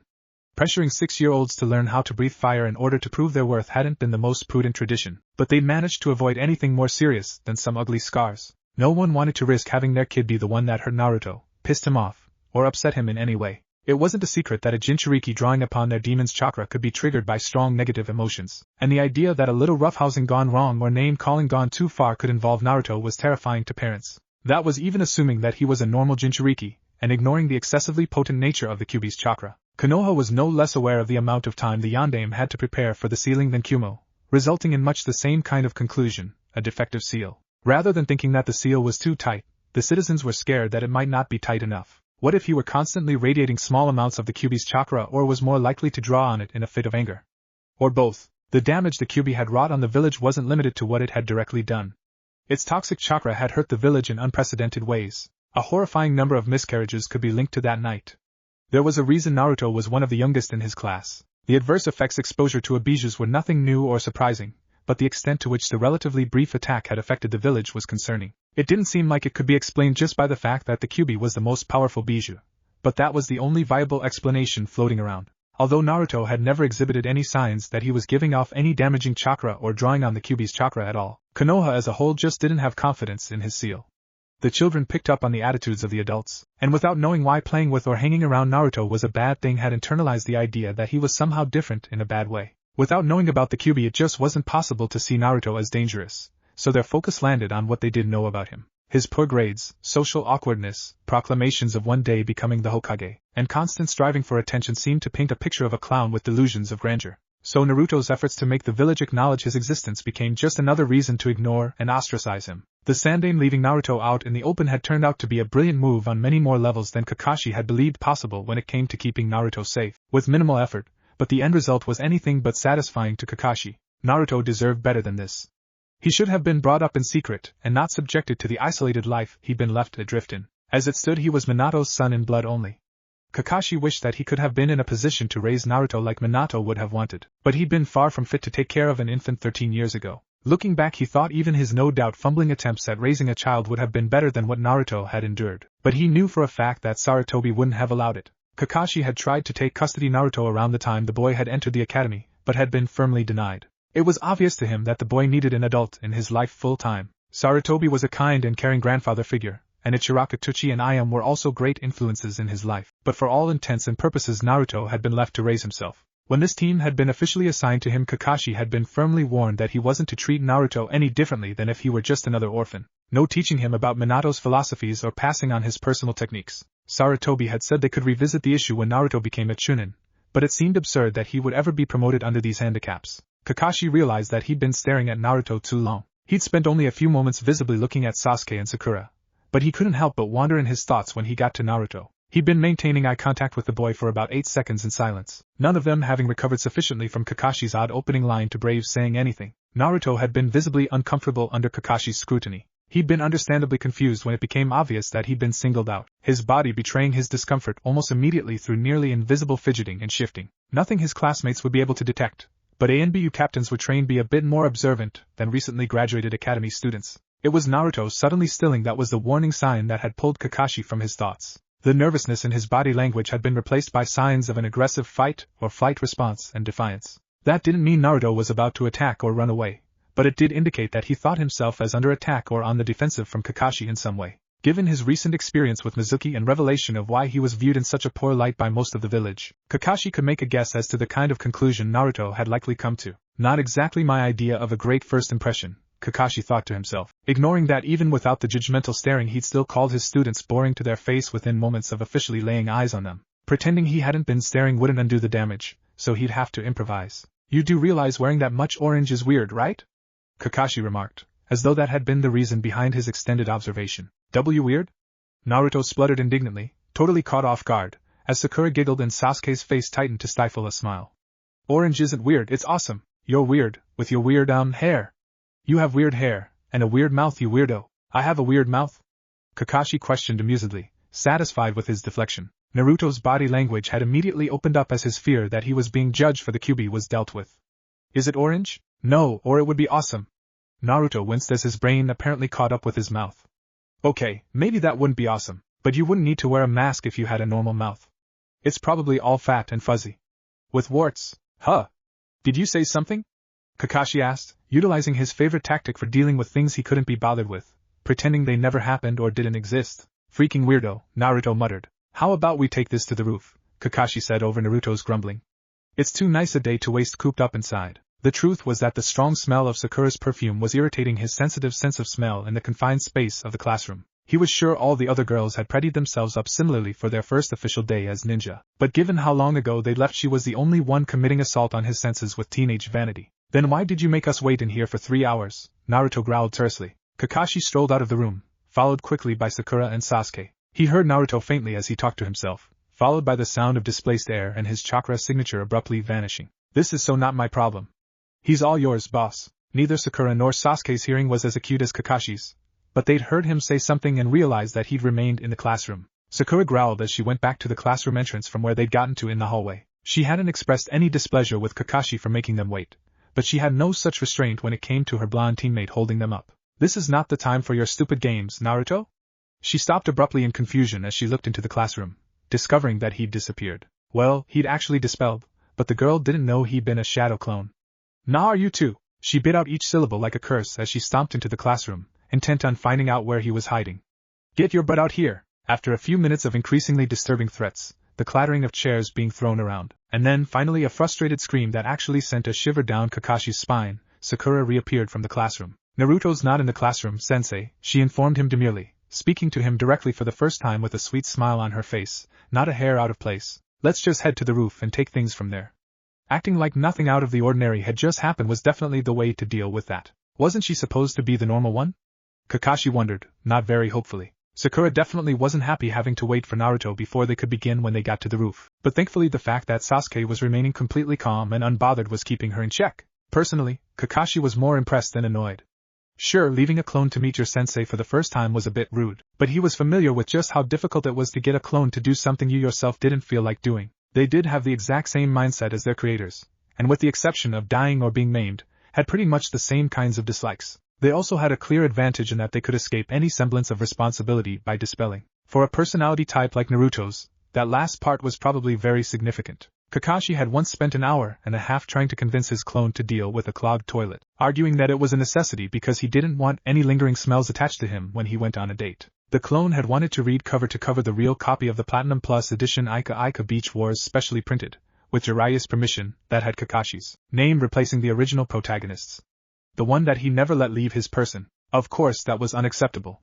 He'd never let another man, not even himself, handle his most beloved possession, so he tried to convince clone Kakashi to read the shadow copy it had come equipped with. Eureka had not been impressed the next day when he'd explained to her that he'd been morally obligated to finish a debate about the nature of reality and value of frailty with himself. He didn't think she had the right to complain, given that she'd only waited 30 minutes before deciding that he'd stood her up. Everyone knew his attitude towards punctuality, so she should have taken his showing up only 1 hour and 45 minutes late for the compliment that it was. She hadn't appreciated it when he tried to explain that either. Naruto, Sakura, and Sasuke had all reacted differently to his lack of punctuality. Naruto had been predictably straightforward in expressing his anger at having to wait for him. Sakura had redirected her anger at the blameless classroom, and Sasuke seemed to brush off his annoyance. On the surface, Sasuke appeared to be the most mature of the three. In fact, many of his teachers had been praising him in their reports since he was 7 years old as the most mature and self-possessed academy student I've ever known, and similar sentiments. The smarter ones had known better than to assume that he'd gotten marvelous therapy after the destruction of his clan, and come out 6 months later the most well-adjusted kid in the village. Sasuke had gotten, and continued to get, top-notch therapy, and it had been effective. But he was a long way off from mentally healthy. The reason he appeared so mature was that he didn't care for the validation of his peers or pretty much anyone else. That meant he never felt the normal pressures to adapt himself to a group of friends, or put any effort into forming or maintaining relationships. While immunity to peer pressure might seem like a desirable personality trait, it was extremely troubling to see in a child. It removed any incentive to learn how to interact socially. Sasuke's complete disregard for the opinions of his classmates would have resulted his being ignored right back if it weren't for his coolness factor. His obvious skills, status as the prince of an elite clan, and tragic backstory had prompted the social hierarchy of his class elevate him to a position of prestige instead of pushing him to the fringe like it would have if he were less noteworthy. Naruto showed up a few minutes after his clone had dispelled, flipping over the fence surrounding the roof. Judging by the speed by which Kakashi had sensed him come up the building, he had to have been using chakra to run up the side. That was both a pleasant and unpleasant surprise to the jounin. It meant that Naruto hadn't been pointlessly wasting his time trying the leaf concentration exercise, but had worked up to it by first completing the tree climbing exercise. It also meant that someone had trained him. There were a lot of good reasons not to teach any advanced chakra exercises to academy students, and while many of them didn't apply to Naruto's unique situation, the fact that he'd initially been failed for not being able to perform the basic clone technique meant that the academy teachers hadn't cared about or been aware of his need for such training. Kakashi hadn't been allowed to train Naruto, but clearly someone had. Maybe it had only been to address the obvious issue of his chakra control, but that should have been his job. Did you have fun making us wait? Sakura began in a normal tone of voice, before beginning to emit a passable imitation of killing intent partway through her sentence. Ahihi, Naruto laughed weakly, his customary smile faltering as the girl stared him down. His eyes darted around nervously, refusing to meet hers. There was what happened was I got lost on the road of life. What? Sakura's eyebrow was twitching. She clearly wasn't impressed. You know what? I don't care. We've wasted enough time with your nonsense. Naruto wilted at her harsh dismissal. He moved to sit down beside her, but her accusing stare made him change his mind half to the ground and he moved to the other side of Sasuke. Kakashi was puzzled and suspicious. Naruto being late wasn't suspicious. He had a fair idea of how that had happened. Naruto being late and then throwing out that particular excuse could hardly be a coincidence. But he gave no indication that he knew anything about Kakashi. Could it be that he was just casting around for an excuse that didn't admit he ditched his teammates, and it really was a coincidence? Now that we're all here, let's begin with you three introducing yourselves, Kakashi said, putting his suspicions aside for the moment. What do you want to know? Sakura asked, her demeanor changing the instant she focused on him. How about your likes, dislikes, and dreams for the future? Kakashi threw out casually. Things like that. Why don't you show us how it's done? Naruto challenged. Yeah, we don't know anything about you either, Sakura agreed. Not even your name. Fair enough, Kakashi agreed facetiously. He knew plenty about them. My name is Hatake Kakashi. I have no desire to tell you my likes and dislikes. Dreams for the future? I've got some of those. And some nice hobbies as well. What the hell was that? Naruto complained. All you told us was your name. Would you have preferred it if I didn't tell you my name? It's your turn, starting on the right. Our right or your right? Naruto asked. My right, of course. Why would I care about your rights? Kakashi quipped. Okay, Naruto said, taking his clarification at face value. Sasuke caught the double meaning, and narrowed his eyes as he tried to figure out if Kakashi had meant it. Yash! My name is Uzumaki Naruto. I like ramen. Cup ramen is nice, but Ichiraku's ramen is the best. Especially for breakfast. I like it even more when Irika-sensei pays for my ramen, or when Ichirakuji lets me eat all I can on my birthday. I also like training and awesome jutsu, and friendly people, and Uki-kun, he's my pet plant by the way, and I like other plants too, but Uki-kun is. You don't need to tell us everything you like, Kakashi interrupted, as it was clear that Naruto was perfectly happy continuing indefinitely. And plants don't count as pets. Plants do too count as pets, Naruto pouted. If you can have a pet rock, a pet plant is way more awesome. And I wasn't saying everything, just the important stuff, if you say so. A pet rock? My dream? Wait, dislikes first. Well, number one would have to be the 3 minutes that I have to wait for ramen to cook, especially when I steal my ramen before I can eat it. And my dream. Does this kid listen to what comes out of his mouth? Kakashi wondered. Sure, he could sort of figure out what that had meant, knowing what he did about Kagebunshin. But Sasuke and Sakura were probably thinking that Naruto had lost his marbles judging by how they were looking at him. To be fair, it was obvious that Naruto had gotten a bit distracted when he mentioned his dream, so he probably wasn't paying much attention to his backtracking. It wasn't hard to guess why either. How had Naruto's ambition to become Hokage been affected by the knowledge of the Kyuubi? Kakashi hadn't heard any reports or seen any evidence that Naruto had been hit too hard by the knowledge. In a way, Mizuki might have done them a favor with the clumsy reveal. Sure, the idea that the villagers actually thought he was the Kyuubi was patently absurd. Of the rare few that did, most actually belonged to a weird cult that actually worshipped him as the Kyuubi's incarnation of mercy or something wacky like that. They were generally harmless, and some of the gifts they tried to give Naruto were deemed okay enough of that the Sandaime actually let them get to him. If Naruto believed that the problem was that they thought he was the Kyuubi, then he could just show he wasn't and the situation could only improve from there. That hopefully meant he could deal with part of the revelation now, and the harsh reality that even if people thought he was the nicest guy they'd ever met, they might still fear him, want to use him as a weapon or both. Naruto had trailed off as he thought about what to say, but his expression cleared as he reached some kind of conclusion. My dream is to surpass every Hokage, every ninja that ever lived, Naruto said, his determination showing so firmly that even Sasuke and Sakura were taken aback. And as quickly as the moment had come, it was gone as Naruto's serious face shifted into a pensive frown. Although once I had a dream that I took over all the villages and ended all the fighting so that everybody could focus on important stuff. Naruto nodded sagely, a smile on his face as he thought about it. Like making ramen? Yeah, that would be the next step. Well, that was interesting, Kakashi thought, repressing the urge to face palm. And weird, and maybe a bit disturbing. Oh, and I have hobbies. Naruto continued excitedly, his serious and mature demeanor having completely evaporated. Pranks, trying new kinds of ramen, training, gardening, inventing awesome jutsu. That perverted jutsu is not awesome. Sakura interrupted hotly. Not that one. There's other ones, he protested unconvincingly, unwilling to provide details. Even more perverted? Sakura asked dangerously. Of course not. Not that there's anything wrong with Oiroku no Jutsu, he grumbled. Sakura's eye twitched menacingly. I mean, it's Sasuke's turn. Naruto threw out, panicking. That sounds right to me, Kakashi cut in. Not that he didn't want to hear more about this Oiroku no Jutsu, but as amusing as the two bickering were, there was a point to this meeting. Sasuke rolled his eyes, but otherwise didn't move from the position he'd maintained since the moment he'd sat down. Elbows on his knees, fingers interlaced in front his face. My name is Uchiha Sasuke. There are lots of things I dislike and I don't really like anything. I wouldn't say that I have a dream, but I have an ambition. His voice, which had been level and uncaring to that point, tightened along with his fingers. The resurrection of my clan, and to kill a certain man. Something about the way he subtly emphasized the word kill made everything else he said revolve around it chillingly. Much like how everything else in his life revolved around the desire to kill his brother. The trauma of the Uchiha clan being massacred followed by mental torture, all at the hands of his brother, had shattered him. The recovery that he made had been built upon the strongest parts of his identity that had been left, resulting in an understandably single-minded obsession on his part. For Sasuke, everything came back to what he considered his duty to the clan, and anything that even hinted at getting in the way of that was treated with disdain at best, explosive fury at worst. Kakashi could relate on some level. His own situation with his father's suicide didn't measure up to the tragedy of the Uchiha clan, but few in the village could claim anything on that level. What was similar between them was that the loss of their respective fathers had left them unable to fulfill their expectations.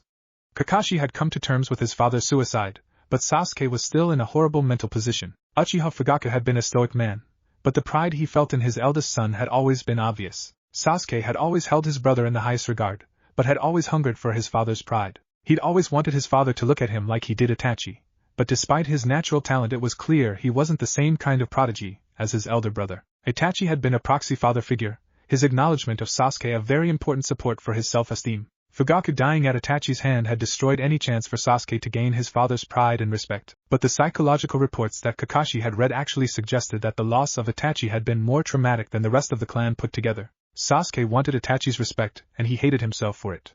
He wanted his father's respect, which was essentially impossible. There were two goals that he had that were keeping him, relatively, sane. The first and most important was to utterly destroy Itachi, as proving himself superior to his brother would be the closest he could get to gaining acknowledgement from his father, and the best way to punish Itachi for abandoning him. The second was to rebuild the Uchiha clan as the greatest clan in the elemental nations, also to please the memory of his father. Killing Itachi was a problematic goal, especially given Sasuke's need to prove himself unquestionably superior. It wasn't something he realized consciously, but simply killing Itachi very likely wouldn't satisfy him. That wouldn't be enough to prove his worth to himself. He'd need to beat down Itachi in direct combat. At 13, Sasuke had graduated the academy at the top of his class.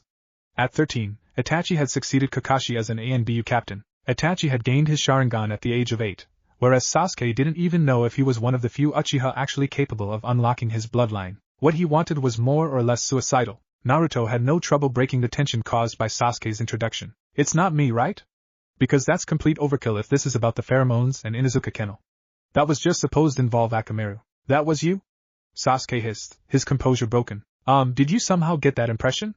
Naruto hedged nervously. Because that was just speculation. It sounds like something Kiba would do, doesn't it? That guy, he's always messing things up. Of course it was you, Sasuke sneered. And if I wanted you dead, that's not something that would be difficult enough to be an ambition. It would just be a chore. Hey, Naruto said before reconsidering. Actually, if that means you don't want to kill me, that's completely fine. Oh, I wouldn't go that far, Sasuke said, smirking darkly. You can be really scary sometimes. Sasuke just shrugged, maybe conceding the point. I have no idea what's going on, Kakashi admitted to himself. Was it banter, or was Naruto's obliviousness volunteering him for a place on Sasuke's hit list? The Uchiha seemed genuinely amused, at least in small intervals, which was incredibly rare for him. But he seemed just as genuinely hostile. What moron thought putting these two on the same team was a good idea? Okay, and lastly the girl. My name is Haruno Sakura, and the thing I like is she looked at Sasuke, blushing deeply. Well, the person I like is my dream for the future Isam? She started giggling, still staring at Sasuke, whose eyes widened in alarm. What I dislike is Naruto. Her mood shifted instantly as she glared at the blonde, who hung his head dejectedly. And just as suddenly she was blushing and gazing at Sasuke again. My hobby is. Seriously, did someone think up the least cohesive team possible, and say this'll be hilarious? That's it for the introductions then, Kakashi said, when it was clear that Sakura was finished. Tomorrow you'll start your duties as shinobi. Duties? Duties. Naruto perked up instantly. Yeah. What kinds of duties? First, we're going to do something with just the four of us, Kakashi said, chuckling ominously. Where the hell am I? Naruto wondered out loud. After having so much of his day wasted by waiting around for his new sensei, he'd gone a little overboard afterwards on the physical conditioning. He hadn't fallen asleep in the training ground again, as that was a mistake he wasn't likely to repeat, but the next thing he knew he was in a dark tunnel. EW, he complained as his foot sloshed in the ankle-deep water. The rusty metal pipes lining the tunnel made the place look somewhat like a larger version of the sewer tunnels that ran underneath Konoha. He'd hidden down there after pranking the Hyugas once. Thankfully the smell wasn't the same. The air was a little stale and damp, but there wasn't even a hint of waste and chemicals. Maybe it was a genjutsu? Sneaking into his room to put him in an illusion sounded like the kind of thing Kakashi-sensei might do. He was way weird like that. There was a section in Hiruzen's book about how ninjutsu and genjutsu could be used together. It was one of the many kinds of things that he wasn't even close to being able to do yet, as he hadn't even tried out regular genjutsu yet, but he liked to read about them anyway. He'd always dismissed genjutsu as useless and wimpy, but reading about collaborative jutsu and hybrids involving illusions had clued him into just how dangerous and awesome the field could really be. Since he didn't want to end up attacking a tree with his super awesome ninjutsu while his enemy just bashed his head in from behind, Naruto had been looking into genjutsu, specifically how to defend himself from it, as very precise chakra control was needed for more than the most basic of illusions. Due to the vast array of unfamiliar words like prosencephalon, mind-bending, in a mind-hurting kind of way, concepts, and the lack of immediate benefits when compared to training in ninjutsu or taijutsu, he hadn't spent too much time studying genjutsu yet. That was an oversight he was regretting rather keenly at the moment. According to the most understandable reference he'd found on the subject, most genjutsu use relied on the target not noticing they were being affected. Sometimes subtle genjutsu could be used on even experienced shinobi for days, or an obvious one could achieve its purpose in the few seconds it took for the target to realize it was there and dispel it. The easier the genjutsu was to use, the easier it tended to be to deal with. Genjutsu was about deception, so making them difficult to detect was generally much more useful than making them hard to break. Techniques that were designed to resist being dispelled rather than being detected was a much more difficult branch of the art, and much more rare to encounter. If this was a genjutsu, it was far too obvious to be relying on its hiddenness to be effective, which supported Naruto's suspicion that it was some sort of test, or that weirdo screwing with him. So either the basic techniques he knew had a decent chance of getting him out of this, or Kakashi was a crazy genjutsu master who messed with people for fun. Oh shit, that sounds like Kakashi-sensei, Naruto realized as he thought about what he knew about the man. This experience was far too immersive and detailed to have a simple solution. Regardless, what little he knew about dealing with genjutsu was all he had to work with. Naruto relaxed and began focusing as best he could on his chakra flow. As soon as he started paying attention to it, he realized that something was wrong. Normally his chakra raged against any attempt to control it, something he'd been making slow but steady improvements to, but now it eagerly responded to his whims. Under normal conditions that would have delighted him, but in the context of a genjutsu messing with his senses, it terrified him. How could he know that what he thought he was doing with his chakra was actually happening? This was on a completely different level than what he knew how to deal with. There were 3 methods of affecting genjutsu that Naruto knew about and thought he could use. The 3 most basic chakra-based methods were Pulse, Suppress, and Overwhelm. While Pulse was the stock method for dealing with common genjutsu, this seemed anything but, and the added problem of his perception of his chakra being wonky skewed things even further.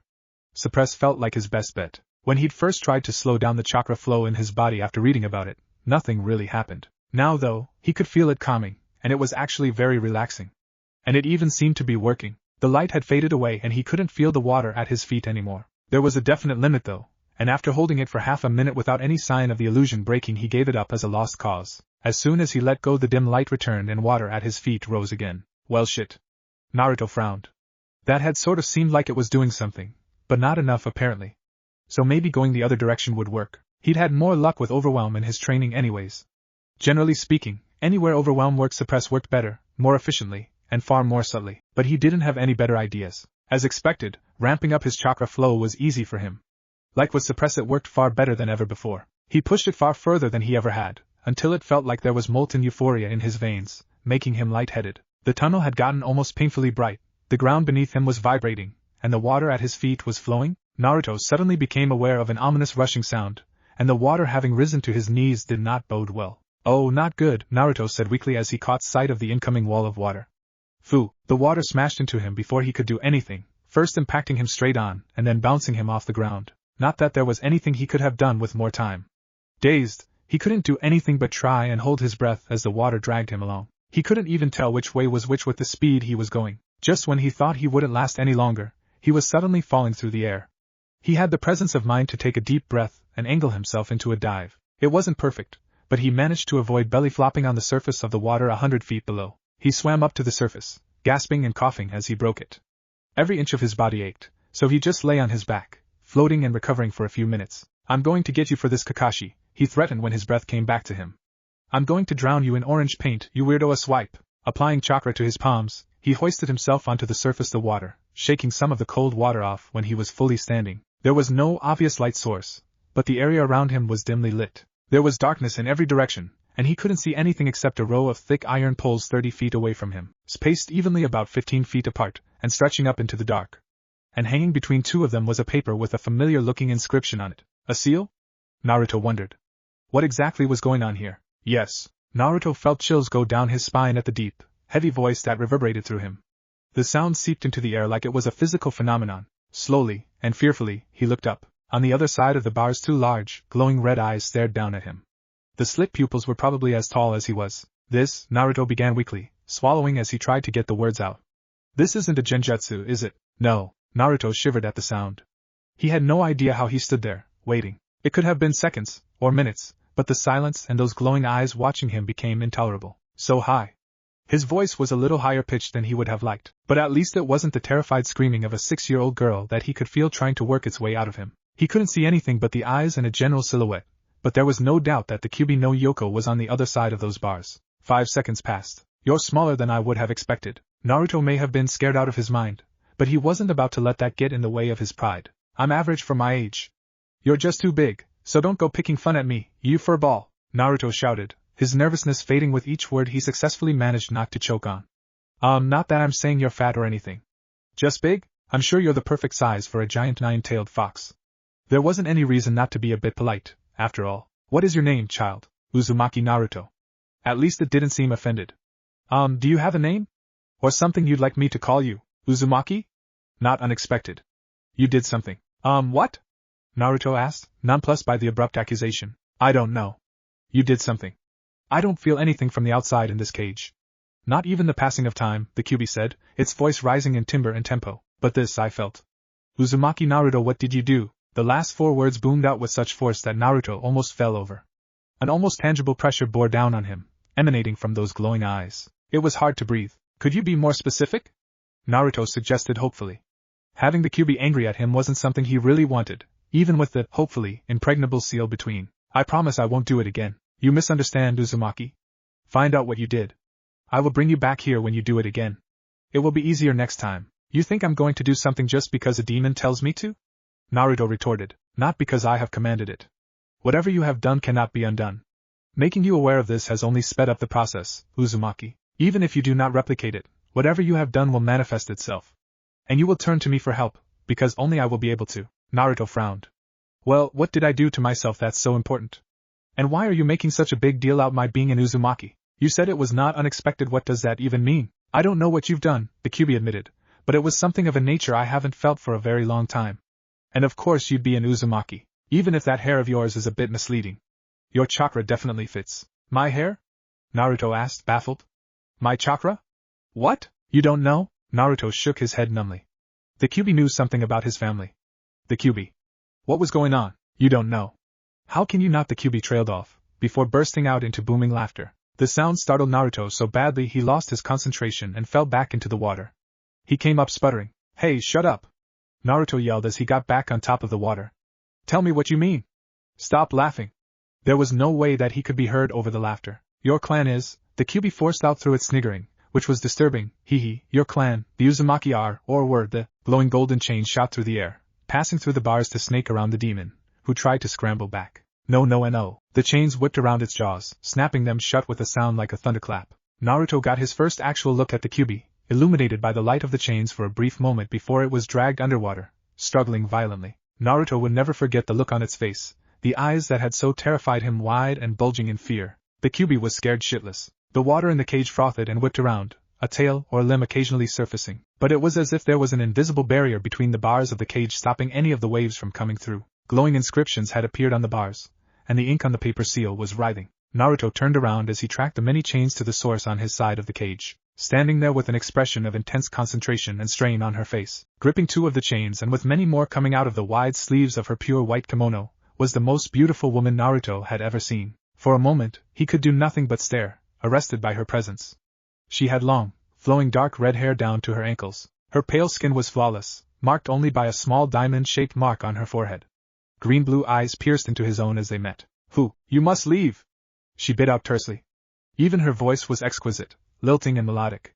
It isn't safe for you here. The more contact you have with the beast, the more dangerous it will be. But I don't. Go! Her voice took on an odd dual tone, resonating in his head. He tried to speak again, explain that he didn't know how to go anywhere from this place.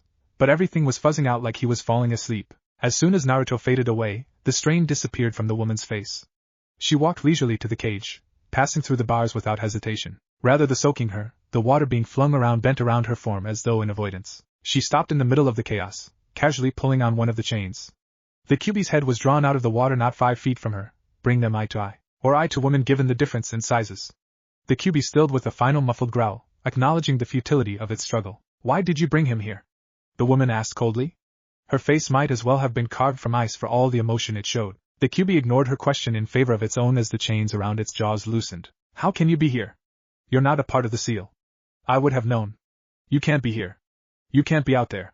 But you are, aren't you? I have no interest in rectifying your ignorance, beast. You knew better, but you brought him here anyways. Why? The Kyuubi stared at her for a few moments, but a slight tightening of the chains prompted an answer. Even Bijou get bored. Meeting my newest prison, however distasteful, momentarily seemed like a suitable distraction. I was under the impression that you were dead, so what would have been the harm? Don't think for a moment I believe that. Keep your secrets if you wish. You haven't said anything that would compromise him, and you won't if you don't want to spend the rest of your time here chained underwater. The chakra chains abruptly dissipated as she turned around and walked away casually, completely unconcerned about the demon in the cage with her. She paused, turning to face him when she was on the other side of the bars. Do not bring him here again. I didn't know the seal allowed you two to communicate before, but it won't take me so long to respond now that I'm aware of it. Although I suppose I should thank you for your creativity, as this link could prove useful to me in the future. She faded away as if she were a mirage, just in time to avoid hearing the Kyuubi howl in anguished fury. Your arrogance will be your undoing. The Kyuubi growled at the empty cell, its anger tinged with triumph. You missed it. You were here, you saw him, and you missed it, Mito. Chapter 4, Team 7 Part 2. See you later, Naruto said as he leapt off the roof of his apartment building, heading towards the training ground that Kakashi-sensei had told them to meet at. Had anyone actually been there, his farewell might have made sense. Unless they realized that he was actually talking to the plants. Naruto liked to talk. So few people were willing to engage him in genuine conversation that he wholeheartedly enjoyed even the most frivolous of topics, so long as someone was actually talking to him. After countless thousands of hours of conversation between his Kagebunshin, talking to himself even when there wasn't a clone to respond seemed natural. Talking to the plants on his roof garden wasn't a sign of insanity. At least, he hoped it wasn't. It wasn't like he thought they were really listening to him. He'd read somewhere that plants actually grew better when they were played certain kinds of music, and pleasant, albeit one-sided conversation couldn't be that far off, right? So he got to organize his thoughts, and the plants got the dubious benefit of hearing him speak. It might be wishful thinking, but he did think the plants had gotten noticeably healthier since he'd begun meditating up there the week prior, although it likely had more to do with the water condensation chakra exercises he'd taken to practicing there. Calming his thoughts was the whole point of spending time on the roof. A very important part of his training involved meditation to get better in tune with his chakra. He'd had some trouble with the whole concept until coming across a method that involved having a location to come to specifically to shut out the rest of the world, and routines to go along with that.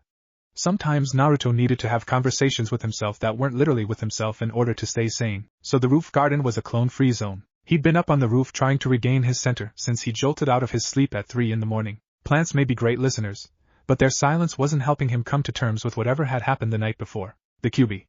The woman. The Uzumaki clan.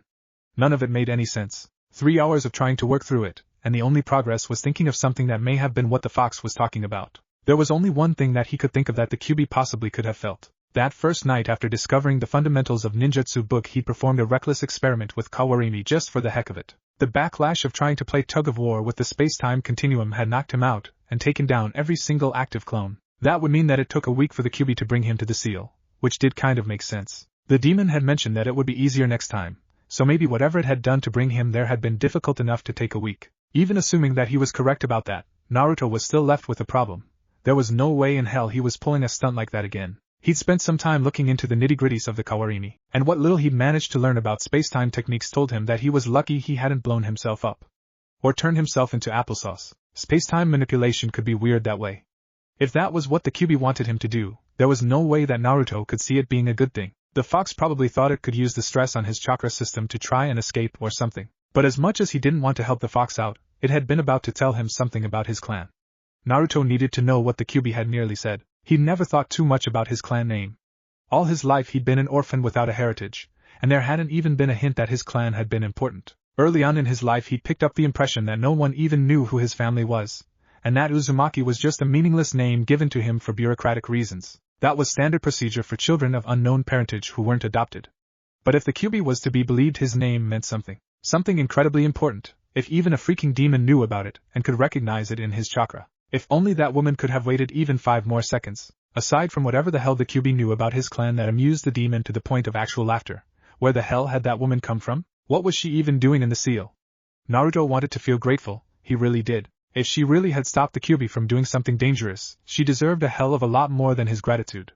But things just weren't adding up. The thing that just kept niggling at him was how terrified the Kyuubi had gotten when she'd shown up. Something about the whole situation felt really off, and he couldn't put his finger on it. It was a moot point, because if he wanted to disregard her warnings about how dangerous it was for him to be in there with the demon, he didn't know how. And even if she was telling the truth, he had no way to stop the Kyuubi from yanking him back in. Good, you're on time. Naruto started slightly.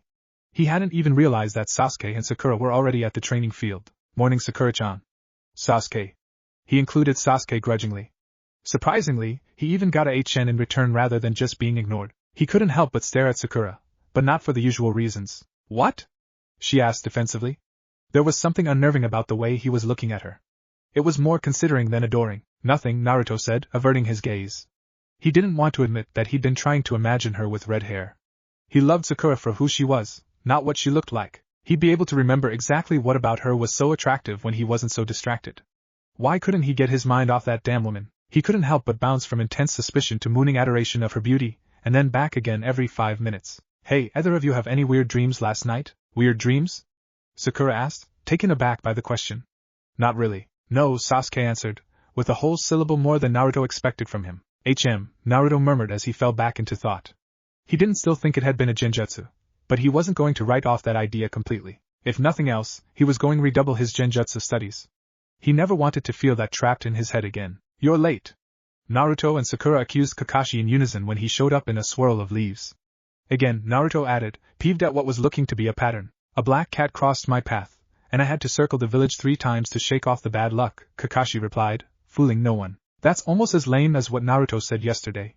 Sakura turned her glare on the blonde, and even Sasuke gave him the evil eye. They were clearly blaming him for Kakashi adding a ridiculously untrue excuse on top of being late. So what if he gave their weirdo sensei the idea? One of Gai-sensei's rants that Naruto hadn't quite managed to tune out was about the youthfulness of punctuality. How a youthful shinobi should always be mindful of the area around them so that they didn't get lost on the road of life. For some reason that was all that had come to mind when he was scrambling for an explanation of why it took him 5 minutes to get from the classroom to the roof that didn't give away his trump card. And the fact that he'd ditched Sakura-chan. It had seemed much more clever in his head. Kakashi-sensei was clearly taunting him with this copycat routine, and he'd even managed to redirect some of Sakura-chan's anger from its rightful target onto Naruto. He wasn't the one who made Kakashi late, and that was clearly the issue here. "That was way lamer," Naruto defended himself. "If you say so," Kakashi said. He jingled something in his hands, grabbing the genin's attention. "Here are 2 bells. Your task is to take them off of me before this," he set down. An alarm clock goes off. "It's set for noon. Those who don't have a bell by noon don't get any lunch. Not only that, but you'll be tied to one of those stumps to watch me eat your lunch right in front of you." "That bastard. That's why he told us not to eat." Naruto realized as his stomach twisted in protest. He'd actually forgotten that Kakashi had told them not to, but he hadn't been in the mood to eat when he woke up. Now that it had been brought up, he was suddenly quite hungry. "There are only 2 bells, so one of you is definitely going to be tied to a stump. And the person who doesn't take a bell fails, so at least one of you will be sent back to the academy." "What?" Naruto tensed, acutely aware of Sakura and Sasuke doing the same on either side of him. Any one of them was now potentially the enemy. That is, if the other 2 could actually get a hold of the bells. Kakashi's single exposed eye managed to convey his amusement at their dismay. "You should use your kunai, shuriken, and whatever else you brought with you. You don't even have a chance of succeeding unless you come at me intending to kill. But you'll be in danger." Had Naruto not met Guy and Lee the week before, he very likely would have agreed with Sakura, although he wouldn't have mirrored her concern at the thought of Kakashi getting hurt. Mizuki had been surprisingly easy to overwhelm with clones, showing him that even experienced shinobi could be taken down by a near limitless army of fearless cannon fodder. 1,000 clones had been ridiculous overkill for Mizuki. The chunin had managed to dispel a grand total of 2 clones before going down. It likely would have been only marginally more difficult to defeat him with 15 or 20 clones.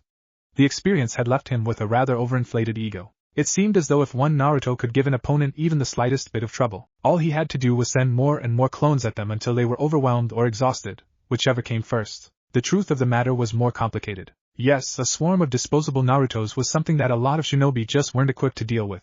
2 days after the Mizuki incident, Iruka had admitted over a bowl of ramen that in anything even close to a straight-up fight Naruto could take him out. He'd followed that up with a stern lecture on quality versus quantity, and a warning that in a hypothetical confrontation Iruka wouldn't fight him head-on. Genjutsu had been stressed as a huge potential weak point.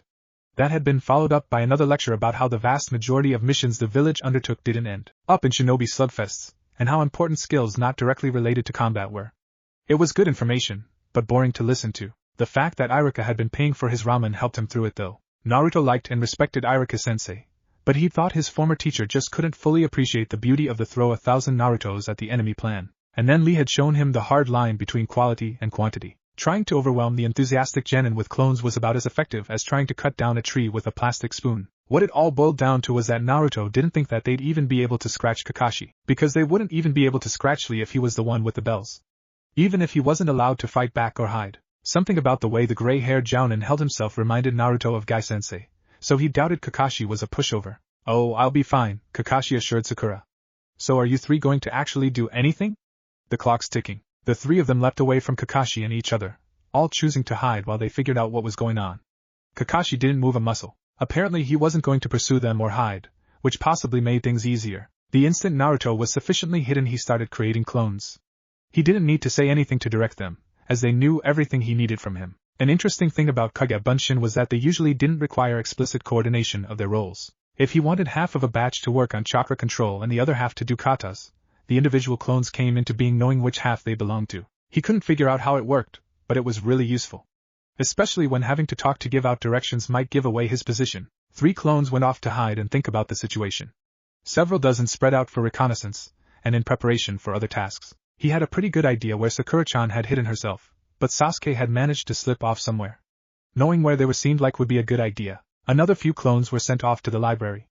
That was a long shot, but there was a book in particular that he thought might be helpful. It was a dry read, but an analysis of battlefield dynamics had really opened his eyes to how a simplistic view of a situation made things difficult. As best as he could remember, this was what the book would characterize as a multi-party non-proxy competition for finite possession, which was just a stuffy way of saying that Naruto, Sasuke, and Sakura all needed something, and there wasn't enough of that something to go around. Also, they were acting on their own behalf. For the most part, Konoha ninja acted as proxies for Konoha on behalf of clients, which sometimes did weird things to the strategic planning process. Unfortunately, being able to give a fancy name to the situation didn't help when he couldn't remember any of the complicated analyses of strategies that went along with it, which was why he was having a clone try to figure out if there was anything helpful in there. A goal-oriented approach to the test would be hard without understanding Kakashi-sensei's motivations, but it was better than nothing. There were other things to worry about, like the deceptive presentation of the victory conditions. Naruto could sit around trying to figure out whether or not having a bell at noon actually was the end goal, but he was better off leaving his clones to puzzle out all those confusing details, as noon wasn't that far off. The goal involved the bells, so actually going after them was probably a good idea. Knowing that his clones were thinking about the issues that were bugging him helped him clear his mind and focus on what he could achieve. Being able to delegate thinking was awesome. You're a really weird one, aren't you?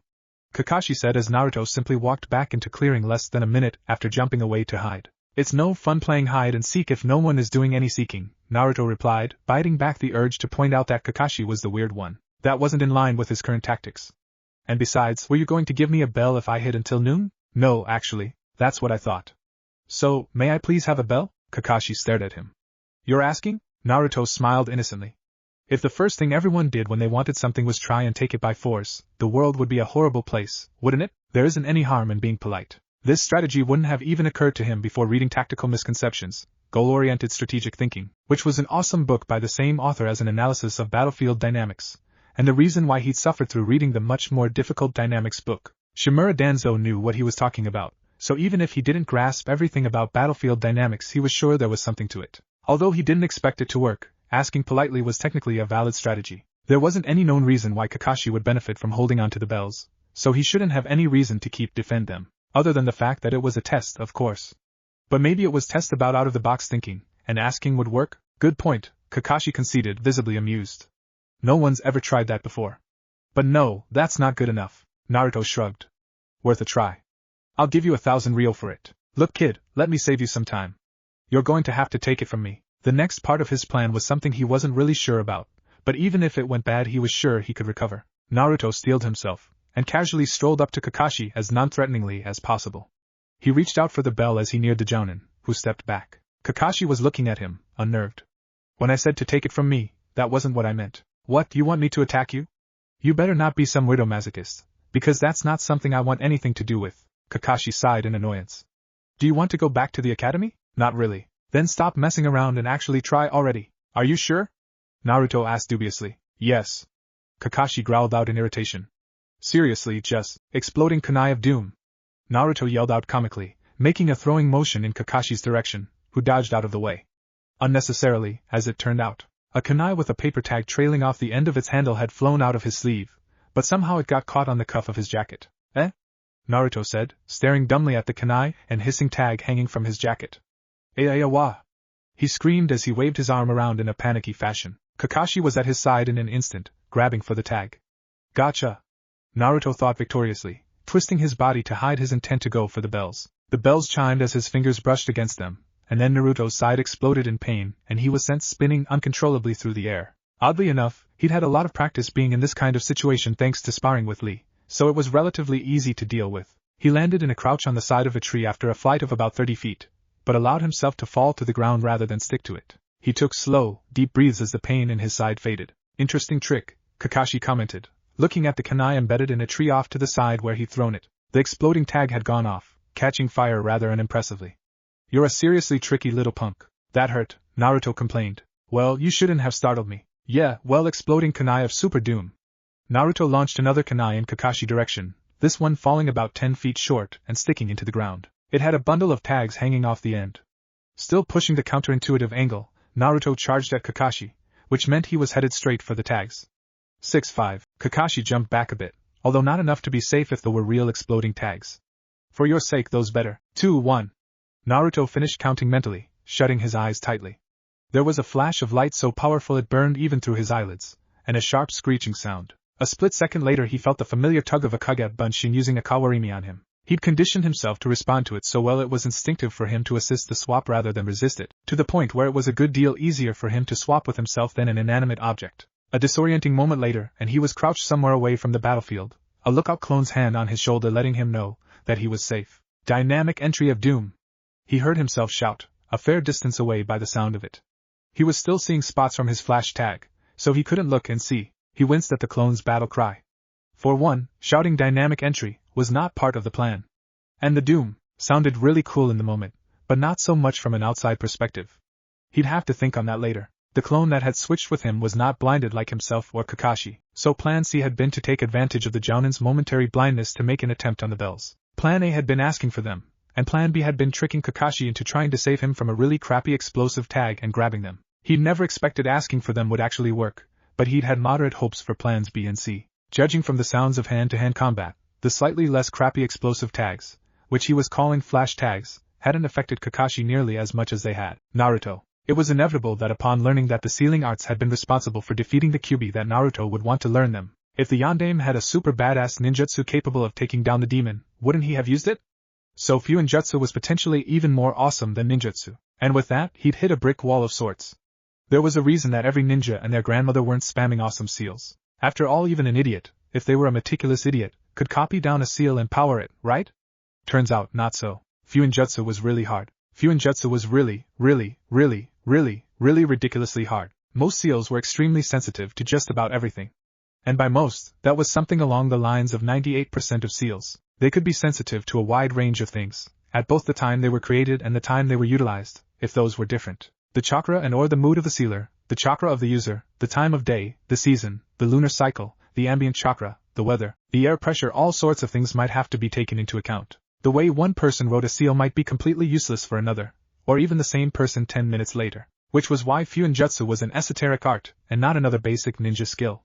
It was more art than science in a lot of ways. The explosive tag and the sealing scroll were considered the absolute upper limits of casual sealing, and casual usually at least a year of serious study, mostly because they were fairly insensitive to environmental factors and typically needed very little personal customization in order to work. Although trying to make explosive tags when it wasn't cold, dry, and in the middle of the night was going past the casual barrier, and any sealing scroll that wasn't made inside a sealing chamber probably wasn't going to be reliable. Sealing chambers were incredibly controlled environments designed to cut down on the factors that made seals more difficult. Most importantly, they were completely void of ambient chakra. Shinobi who could really use Fuinjutsu on the battlefield were incredible, and Naruto wanted to be one. Of course, it had taken dozens of clone hours to even get the exploding tag to light on fire when activated, and hundreds to come up with the flash tag. He still couldn't make a proper explosion, but the fact that he was making fair progress on developing what he was hoping would be a flash bang tag was incredibly exciting. It wasn't from a template or any theory he'd read about, but hundreds of hours of experimentation was giving him a sense for sealing that he felt was going somewhere incredibly useful.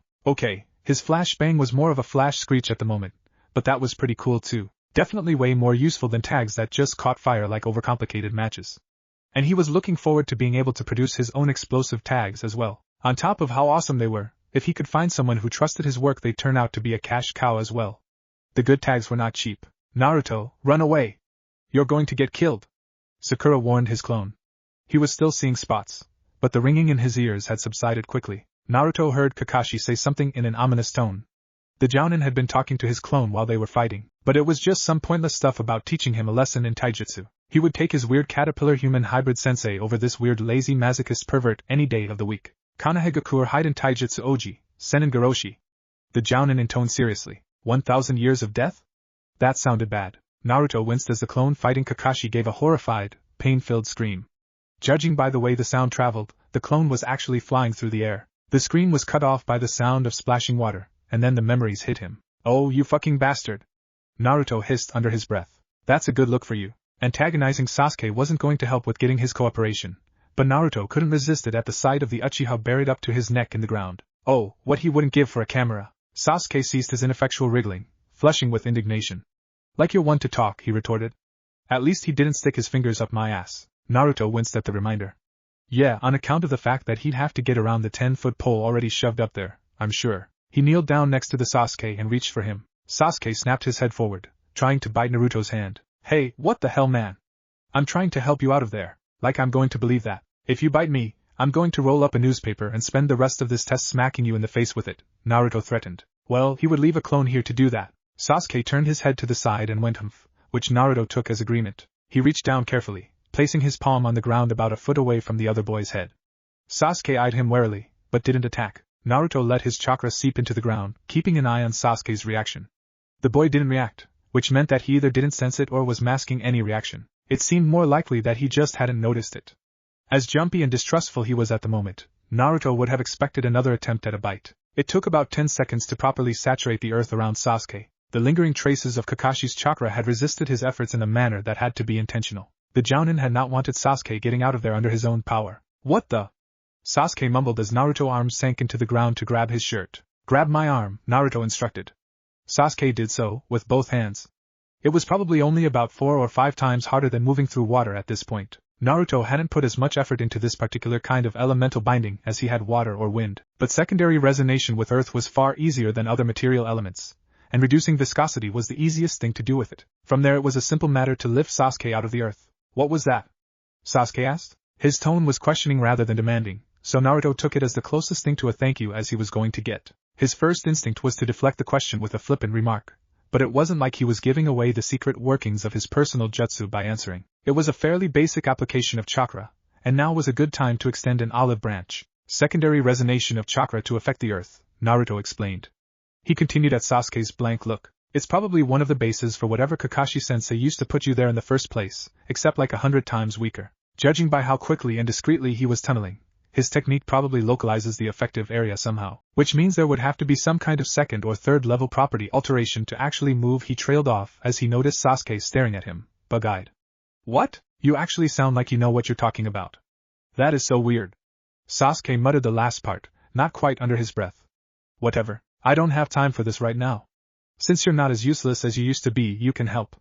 His eyes flicked to Sakura's unconscious form when he said useless. We should wake up Sakura-chan first, Naruto said, pleased that Sasuke was agreeable to teaming up. Sasuke sighed in exasperation.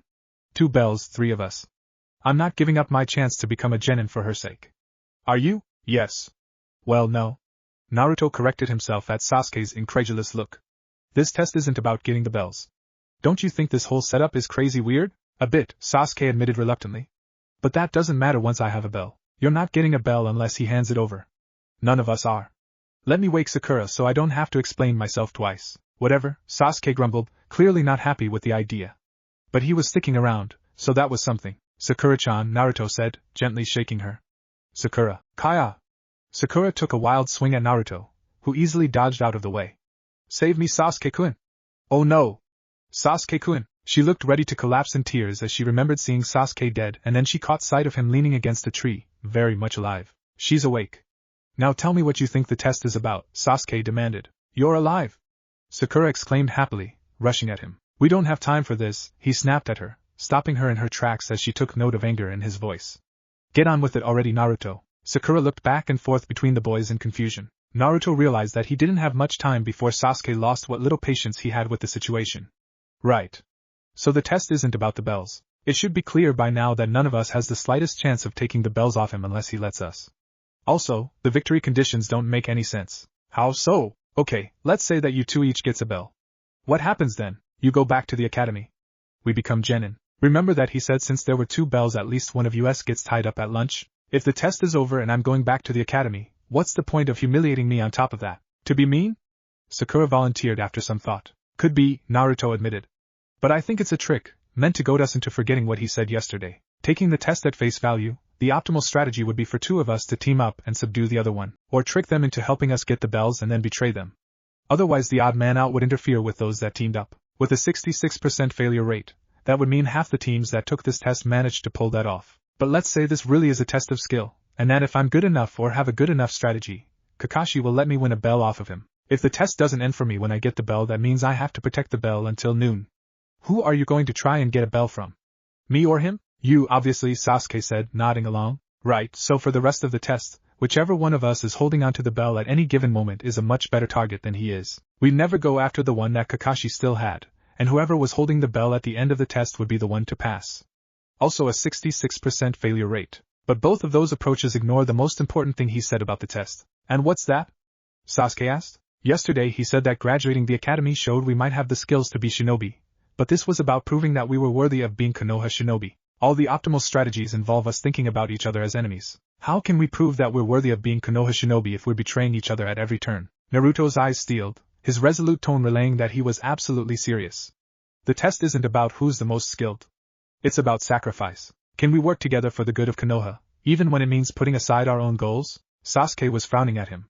It seemed as though he got what Naruto was saying, but didn't quite agree with it. Sakura was looking at him oddly, in a way he couldn't quite figure out. It was like she was afraid? No, that couldn't be it. That could be, Sasuke said, as he took it in. But what if you're wrong? What if it is about the bells? The clones he'd sent off to think and read had popped, and it was a combination of thinking about everything Kakashi had said and rereading an analysis of battlefield dynamics that had resulted in his epiphany.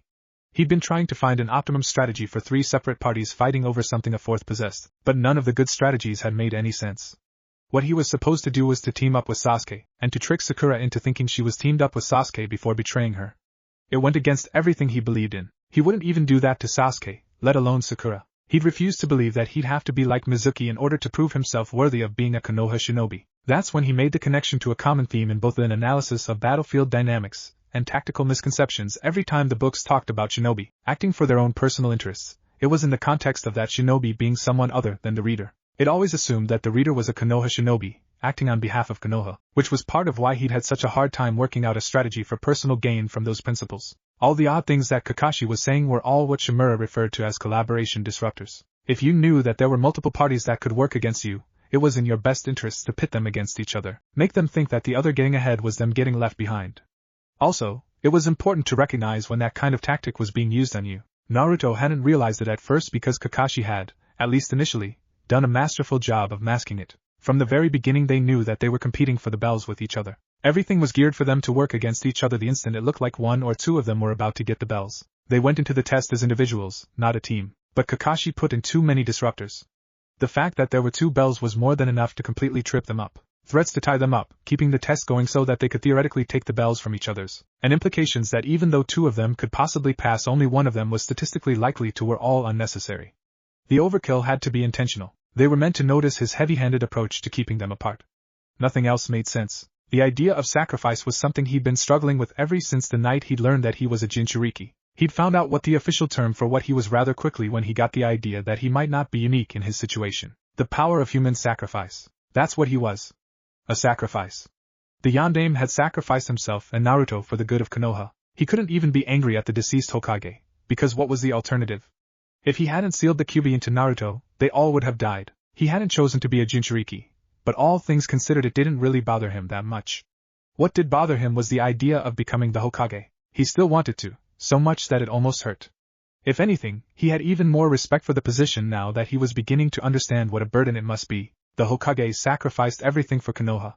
All the Hokages had dedicated every part of their lives to the benefit of Konoha. He'd once thought of the Yondaime as the greatest of the Hokages, but now he had to admit that he respected the Sandaime more. It had nothing to do with the sealing or their relative skills, although the history he was reading suggested that Sarutobi had been a monster in his prime, but the sheer amount of time he'd served as Hokage was incredible.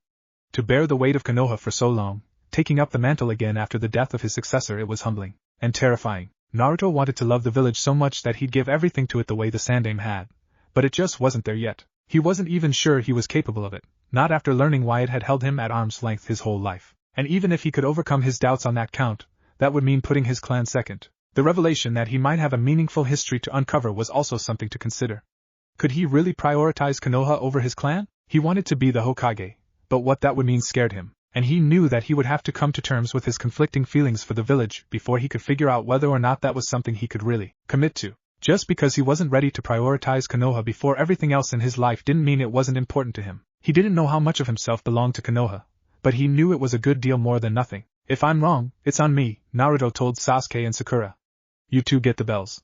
If this test is about choosing to throw one of us away, I don't want to pass. I really don't think I'm wrong though. He saw at the instant that Sasuke decided to back him in the other boy's eyes, but it didn't feel like victory. Sasuke had been prepared to team up with him and leave Sakura to fail when he'd realized that Naruto might actually be able to contribute. There had been some small amount of acknowledgement, and maybe even respect building in the way that Sasuke had been looking at him when he had been explaining his thoughts on the test.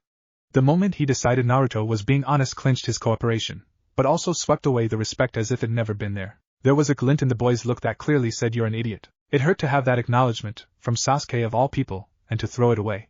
It wasn't even technically on principle. Putting aside his personal goals for Konoha's benefit was one thing, but he didn't need to for Sasuke's. Or even Sakura's for that matter. But this was the right way to go. He could feel it. Trust your instincts. Naruto shoved his fear away with sheer determination. So, Kakashi watched Sasuke come to a decision from where he was hiding in a tree directly above the three. It was interesting that the boy had stuck around to hear Naruto's proposal at all, and astonishing that he might actually go along with it. Okay, but what are we going to do? Sasuke asked. Like you said, even if the three of us go at him at the same time, it's not going to make a difference. Naruto hid his relief at Sasuke's answer, but not well enough to keep it from Kakashi. I've still got my best cards to play. Ooh, cards.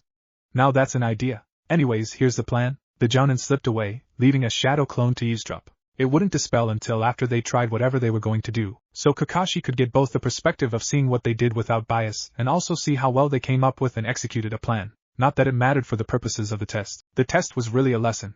There was designed to pit them against each other, and looking at the rules there was no way to conclude teamwork. They would all make individual attempts at the bells, fail miserably, and then he could swoop in and give an amazing speech about the benefits of teamwork, and then he could just use whatever flimsy instance of anything even resembling teamwork as an excuse to pass them. It had been a cross between amusing and amazing to hear Naruto grab onto every single inconsistency, and try to link them into a grand conspiracy. A ninja should look underneath the underneath, but looking underneath the couch was just plain paranoid. Oddly enough, Naruto had come astoundingly close to the point he was trying to make. And then he'd swerved off into a conclusion that had seriously ruined Kakashi's good mood. Sacrifice? Seriously? The worst part of it was that it made sense. There was no part of Naruto's analysis that he could point to and say, no, see this? It really means teamwork. It was all just a bunch of nonsense to tack the moral of the story, teamwork, onto, but he couldn't really say that to their faces. Naruto had essentially hijacked his point, adding on that sometimes teamwork meant taking one for the team. Which wasn't untrue, but that wasn't what he was trying to get across here. Oh, that boy was going to be trouble. By all accounts, Naruto should have been doing the least thinking in the group.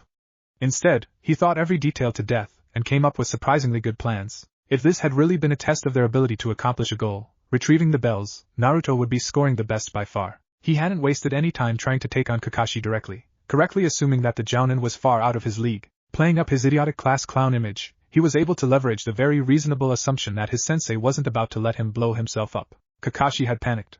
It had been entirely believable that Naruto's ill-thought-out surprise attack had gone horribly wrong, and he'd been about to lose an arm and maybe his life for his stupidity. The sound of Naruto actually touching the bells had snapped him out of his tunnel vision, and he reflexively knocked the boy away with an unnecessarily hard palm to the sternum. The explosive tag simply catching fire where he'd thrown it had highlighted that the whole thing had been planned. It had worked better than it had any right to, mostly because of Kakashi's personal stake in keeping Naruto alive. If it had been Sasuke or Sakura attempting that, he'd have caught on the instant they started reaching for the bells rather than actually being startled. Not that the comedic idiot routine would have been believable coming from them. The trick with the next set of tags had really been something though. The boy had given no indication that it had been coming, not even an anticipatory flinch or blink to give away the coming explosion of light. There was no way that Naruto hadn't been blinded just as thoroughly as Kakashi had been.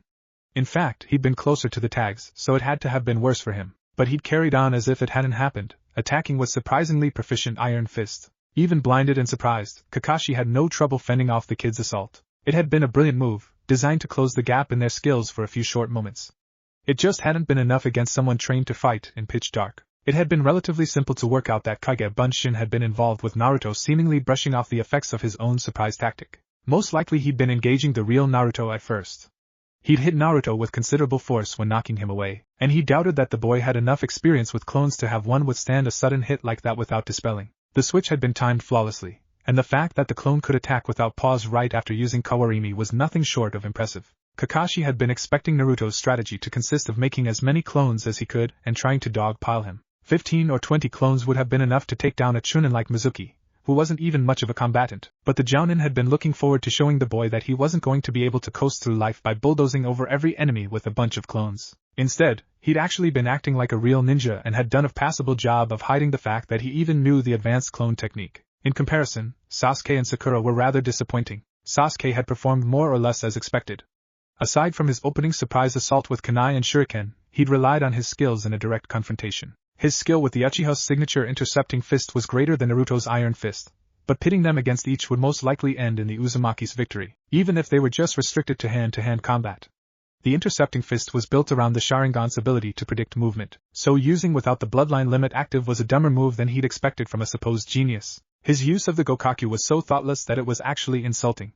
Did Sasuke really think that Kakashi was going to stand still and be barbecued? The boy hadn't been using it as a distraction, or as the first step in more complicated tactic. He'd waited for the smoke to clear and had been genuinely surprised not to see a charred corpse as the result of his attack. Kakashi had to admit the size and intensity of the fireball had been impressive for an academy student, wasting 15% of his chakra on a jutsu that he should have realized had no chance of actually hitting and then waiting to see if it had worked.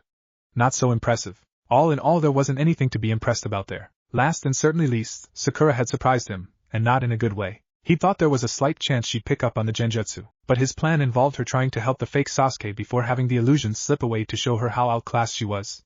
Instead she fainted, and then she fainted again when she woke up to the sight Sasuke buried in the ground. Kakashi had thought he'd avoided this kind of annoyance when Kurenai had insisted on having the Hyuga girl on her team. Not that he'd expected anyone would put Hinata on the same team as Sasuke or Naruto, let alone a team with both. Of course, some nut had given this team the green light, so maybe it had been considered. Kakashi set aside his thoughts on the matter as Naruto walked back into the clearing, a seeming repeat his last attempt. Back for more?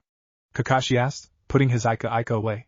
He didn't expect that anything the boy had cooked would end up damaging his precious, but better safe than sorry. The brat could be quite surprising when he put his mind to it.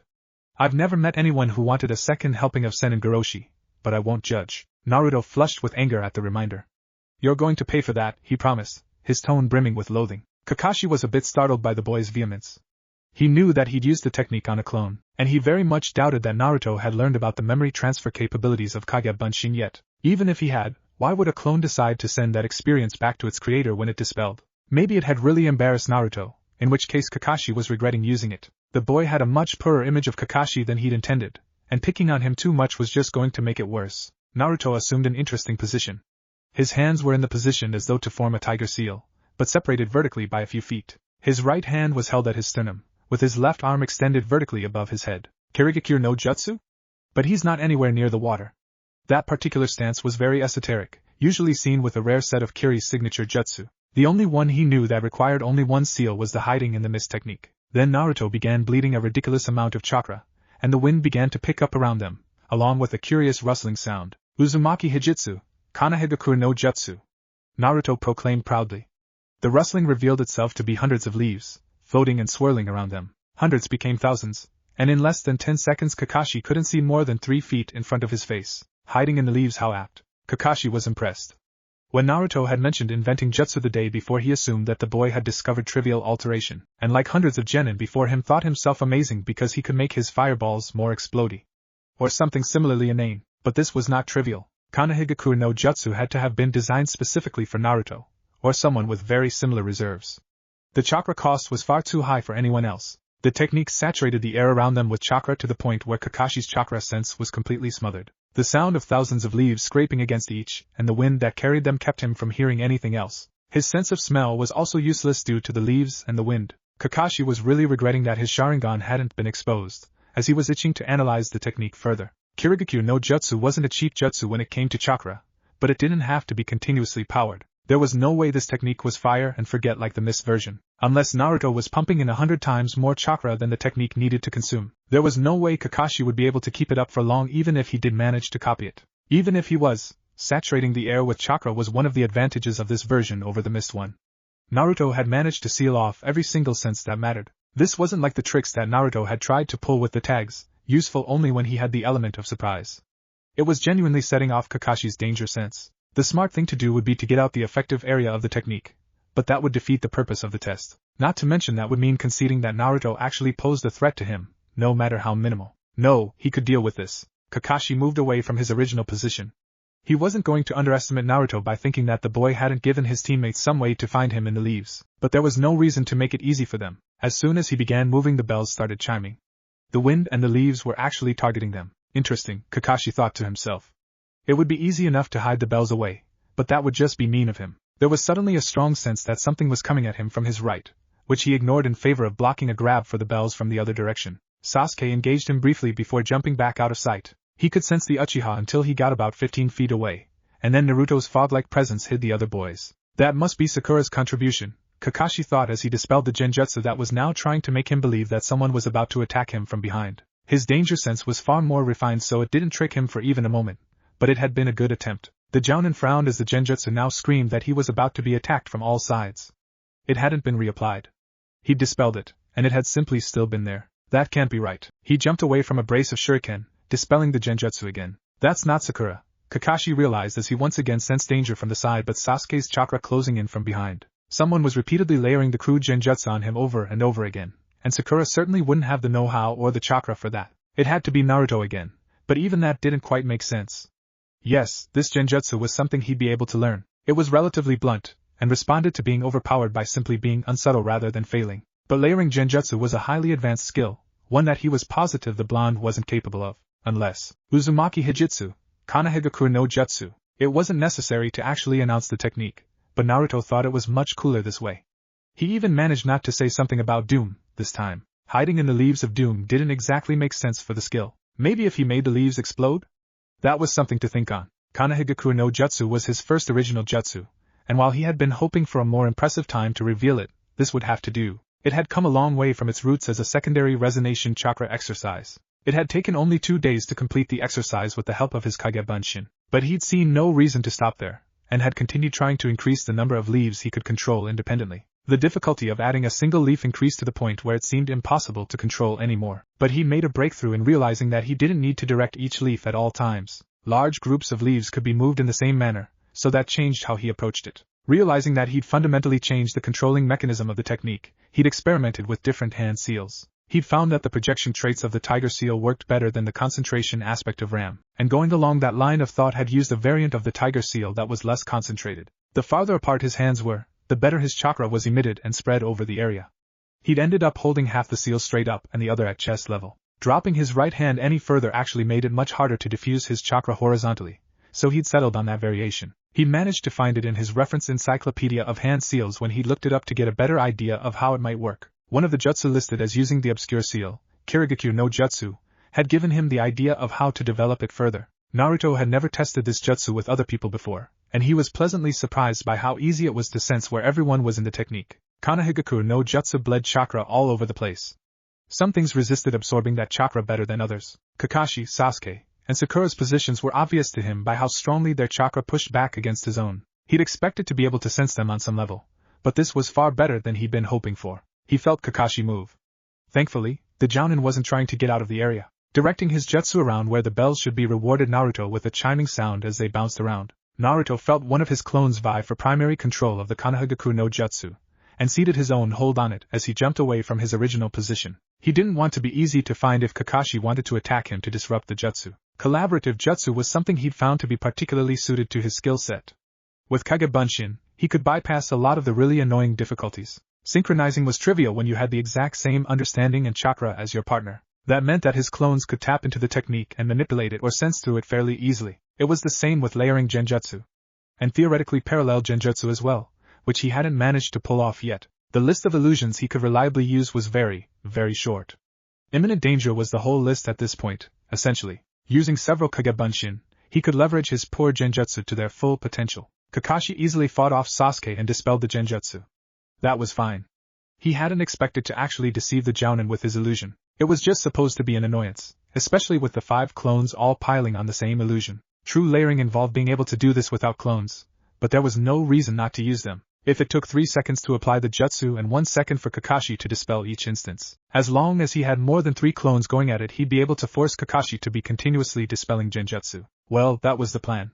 His genjutsu clones dispelling put an end to that idea. Once Kakashi had figured out that he was being affected by multiple genjutsu, he'd been able to tear through all 5 of them in less than a second. The clones had reapplied the genjutsu, but they'd all been dispelled simultaneously the second time around. And when they tried to go again for the 3rd time, the genjutsu simply hadn't taken. A few more tries at that, and the clones had decided that it was a lost cause and dispelled to let the boss know what was going on. Kakashi-sensei was a weird jerk, but he was still skilled as hell. Start to finish, he'd completely overcome Naruto's attempts to use genjutsu in less than 10 seconds.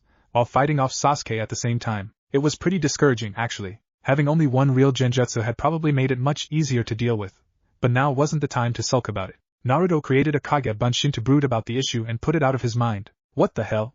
Naruto vented aloud as Sasuke launched another fireball at their teacher. That wasn't part of the plan.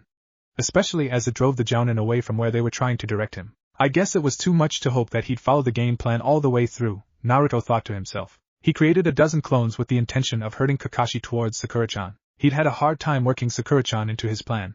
There was nothing she could do that he couldn't just use a clone for. In the end he was just banking on Kakashi thinking that he teamed up with Sasuke with the agreement that they'd split the bells between them. It made sense. If he had picked one of them to team up with based solely on skills, it would have to be Sasuke. So hopefully Kakashi wouldn't be expecting Sakura to make a bid for the bells. It also helped Sasuke accept the plan, as it was obvious which one of the boys she'd give a bell to if she managed to get her hands on them. What?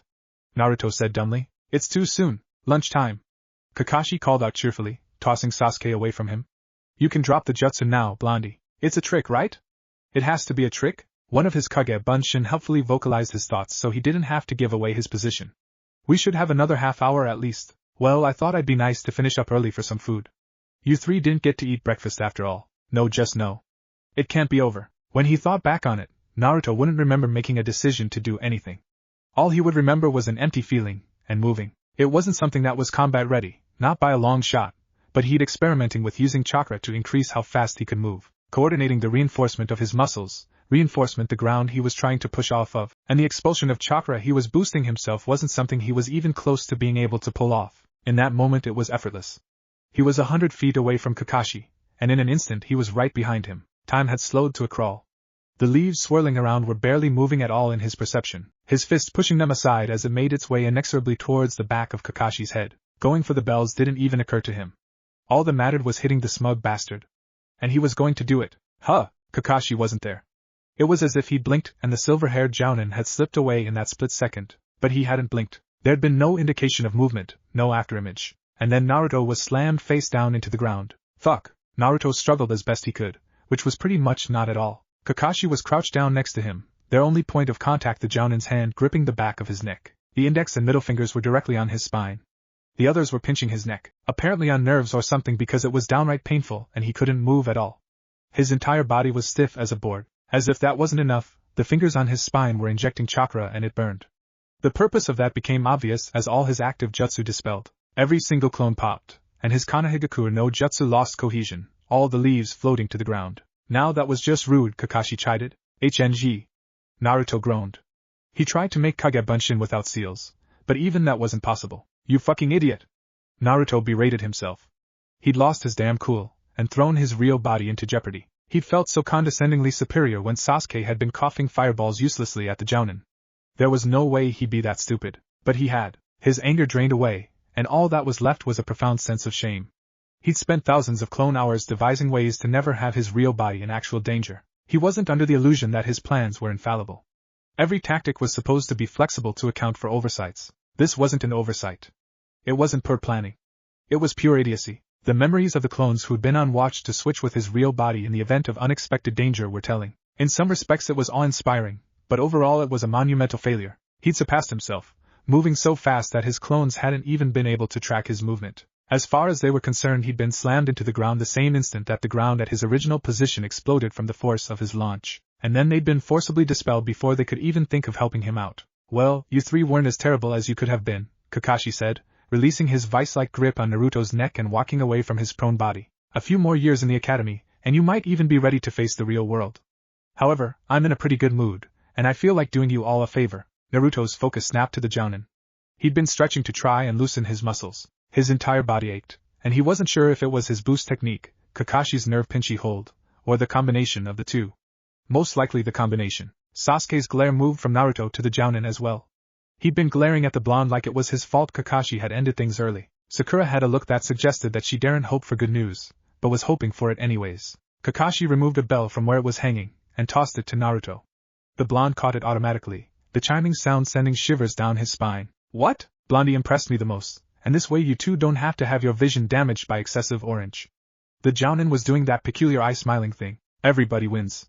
Yay! What? Naruto was ecstatic. Naruto was terrified. Naruto was fucking confused. What? Sakura was looking at him uncomprehendingly. It hadn't sunk in for her. Sasuke was looking at him with murder in his dark eyes, and Kakashi was looking at him as though he were waiting for something. What does he want? Naruto wondered.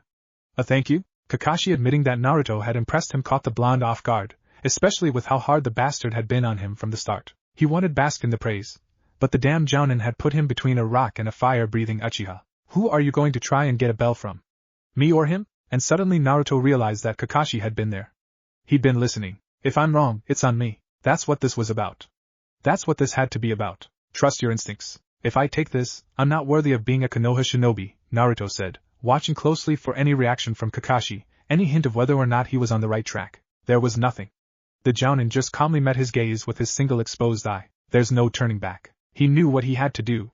And he knew how to make Sakura and Sasuke do it too. Naruto tossed the bell to Sakura, who almost fumbled catching it in surprise. She looked between the two boys, flinching as she met Sasuke's hard stare. Well, Sakura tried to speak. I didn't really do anything, so I don't deserve to pass. It should be Sasuke-kun or Naruto, and if Naruto doesn't want it then, Sakura tossed it to Sasuke rather than try to figure out what more to say. He snatched it out of the air, glaring at Naruto. His knuckles were white with how tightly he clutching the bell, and Naruto wouldn't be surprised if the metal was warping. I don't need or want your charity, he spat out, addressing Naruto instead of the girl who'd given him the bell. He flung the bell at ground in front of Kakashi's feet. Well, that's seriously odd, Kakashi mused. I was under the impression all of you wanted to shinobi. I hate to disappoint, but if you all want to go back to the academy together, too bad. You all pass. And then he showed us the memorial stone, Naruto concluded, having just finished relaying his day to the Sandaime Hokage. It sounds like you've had an interesting day, the Sandaime commented, leisurely smoking his pipe. Interesting isn't quite the word I'd use, Naruto grumbled. Hey, is there any chance I could take another look at the Forbidden Scroll? Sarutobi raised an eyebrow. Has forbidden taken on a different meaning while I wasn't looking? Maybe? Naruto tried. Nah, I just want to look over Kage Bunshin more carefully. I wasn't smart enough to pay attention to the details when I learned it, although it would be super awesome to check out some of the other stuff. I was too focused on learning Kage Bunshin to really look at anything else, Sarutobi chuckled. Well, I suppose it wouldn't be so terrible to let you read up on the Kage Bunshin. Only the Kage Bunshin, mind you. It will have to be another day though, as the scroll is safely locked away due to a recent attempt to steal it. Naruto had the good grace to blush at that. Sorry about that. Is there anything in particular you want to know about? Yeah. I mean, I want to know everything about it, but right now I really want to know how the memory transfer stuff works, and how much I can mess with that. Having to experience Senin Goroshi secondhand was a big factor, but this was something he'd been wondering about even before that horrific experience. Unfortunately, the scroll doesn't have much to say on the issue. Never before has anyone used the technique so prolifically, and many aspects simply haven't been discovered or ironed out. If this is something that you think is important, I recommend speaking to the Yamanaka clan on the matter after you've figured out what you can on your own. Yamanaka? You're saying Ino can help me? Naruto asked, disbelieving. That seemed impossible. Not her specifically, but her clan knows more about the mind and memories than anyone else in the village, perhaps even in the elemental nations. Your best bet would be her father, the clan head, but he's a very busy man. You might have to put in a mission request if you intend to take up a lot of his time. A mission request? It's common to pay for another ninja's expertise in these matters. Training, help with jutsu, that sort of thing, Sarutobi explained. Depending on how far you want to go with this, it would likely be at least a B rank. You can set up a consultation to determine the extent of the project for the cost of an E rank mission, but I'm sure Inoichi wouldn't charge for the initial talk. Many shinobi don't. That's more involved than I thought it would be, Naruto admitted. It made sense, but it was also making him feel kind of guilty. Guy had been training him for free. Lee was the man's student, but he had no obligation to spend time helping Naruto. Too much so? No, Naruto replied resolutely. I'm sure it'll be worth it. The memory aspect of Kage Bunshin was one of its best features, and even the chance that it could be made more versatile had to be explored. I'm glad you've taken such a thorough approach to your training, Sarutobi praised, and Naruto couldn't help beaming at the old man. Now, is there anything else on your mind? Naruto's grin faded a bit as he thought about it. The dream with the Kyuubi had been bugging him all day, and the clones he'd sent off to brood about it hadn't gotten anywhere productive with their thinking, although they had managed to find a reference to a clan that had been wiped out by the Second Shinobi World War. Na Gigi, he began awkwardly. Am I an Uzumaki? On the surface, it was a stupid question. He was Uzumaki Naruto. Of course he was an Uzumaki, but had the Kyuubi been telling the truth? Was the Uzumaki clan real, and were they important?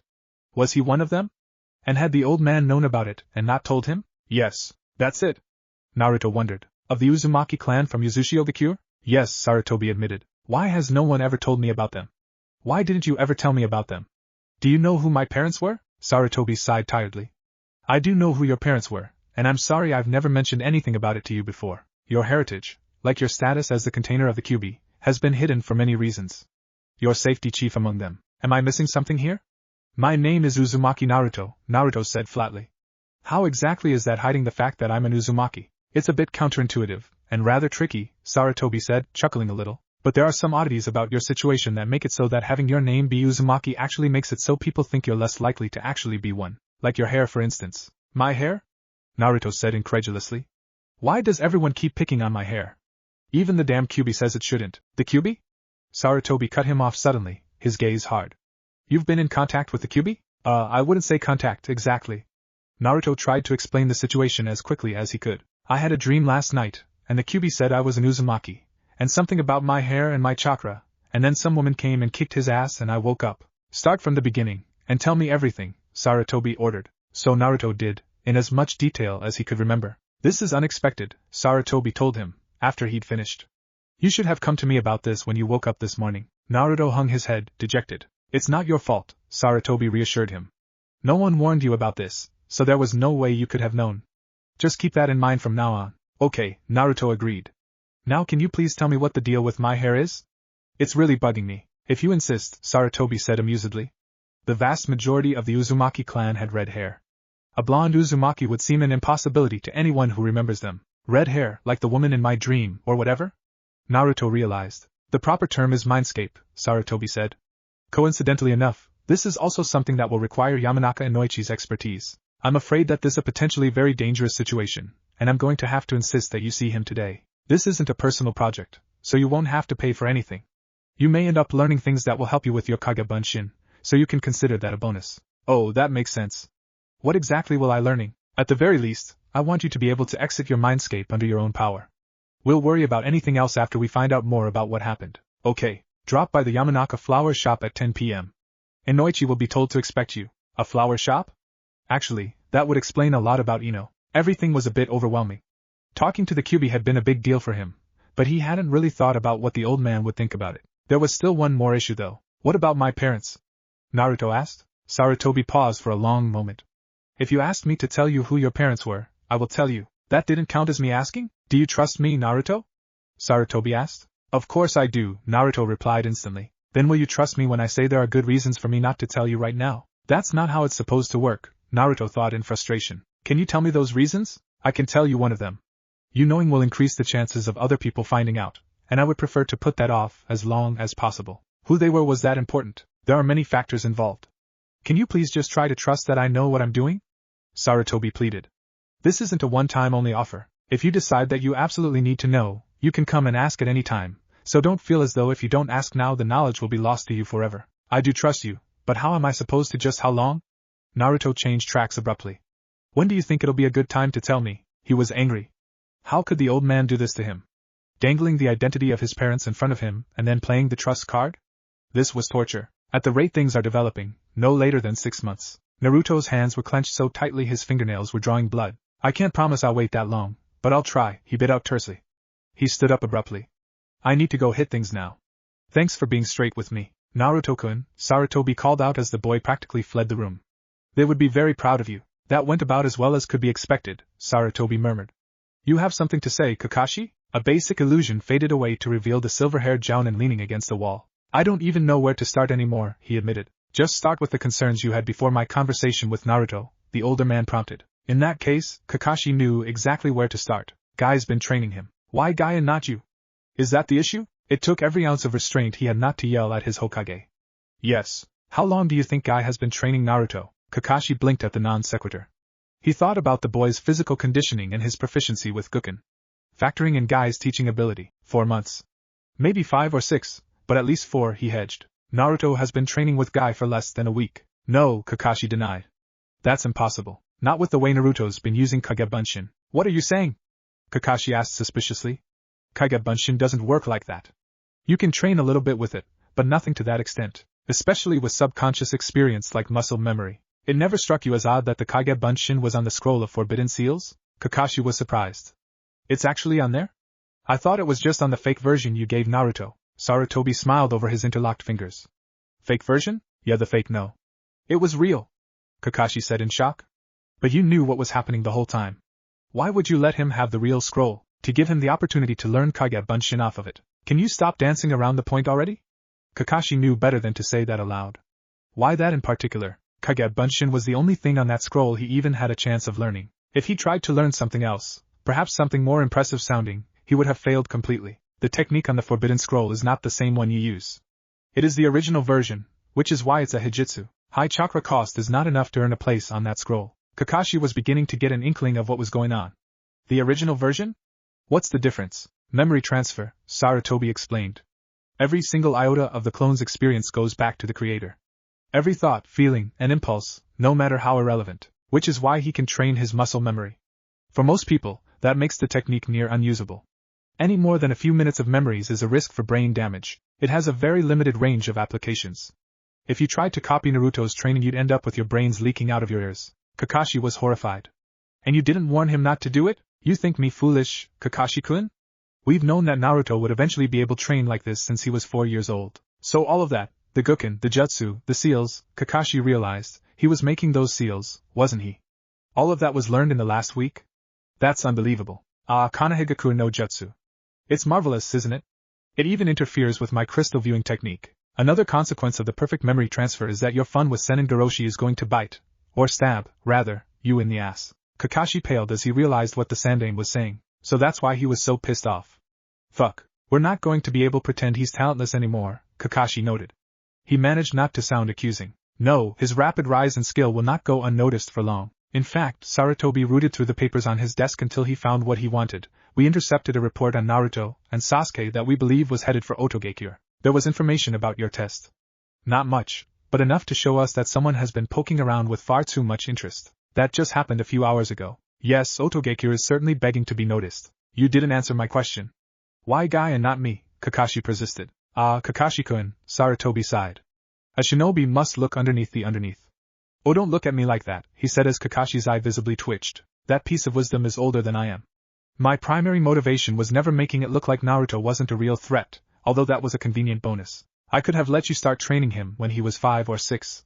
I'm fully confident that you would have turned him into a fine shinobi, but if that was what I wanted, I would have trained him myself. You? Kakashi blurted out. I have taught before, the Sandaime said dryly. I believe you may have even heard of 1 or 2 of my students. Sorry, that's not, I know. Sarutobi waved off Kakashi's apology.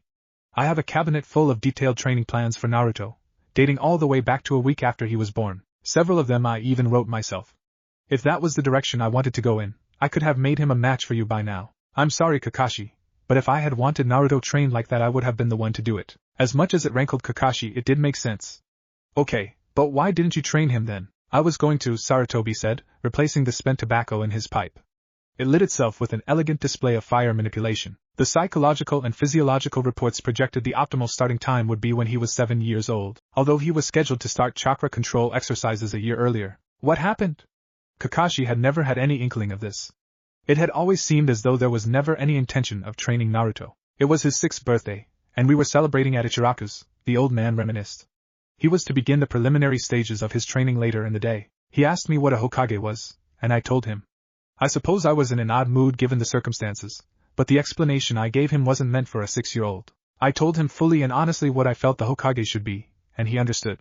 Not completely, but enough that it amazed me. He told me, in that utterly serious way that only children can be, that he would be the Hokage one day. Sarutobi smiled sadly. And I believed him. I still do. The will of fire isn't just a motto, or a meaningless war cry. It's a resolute strength of spirit, and Naruto-kun has it as strongly as I've ever seen. And after that, you decided not to train him? Kakashi was baffled. Oh, I have been training him, Sarutobi said mischievously. In a way that no one, not even he, has noticed. Rather than guiding his development down the path that I think is best for him, I've been letting shape himself. Like when I scold him for one of his pranks. I let him know where he went wrong, and he absorbs that information and uses it to plan his next one better. Knowing that he could use Kage Bunshin to make up for any lack of training later on, I was free to train him to himself. What does that even mean? What is a good example? Yes.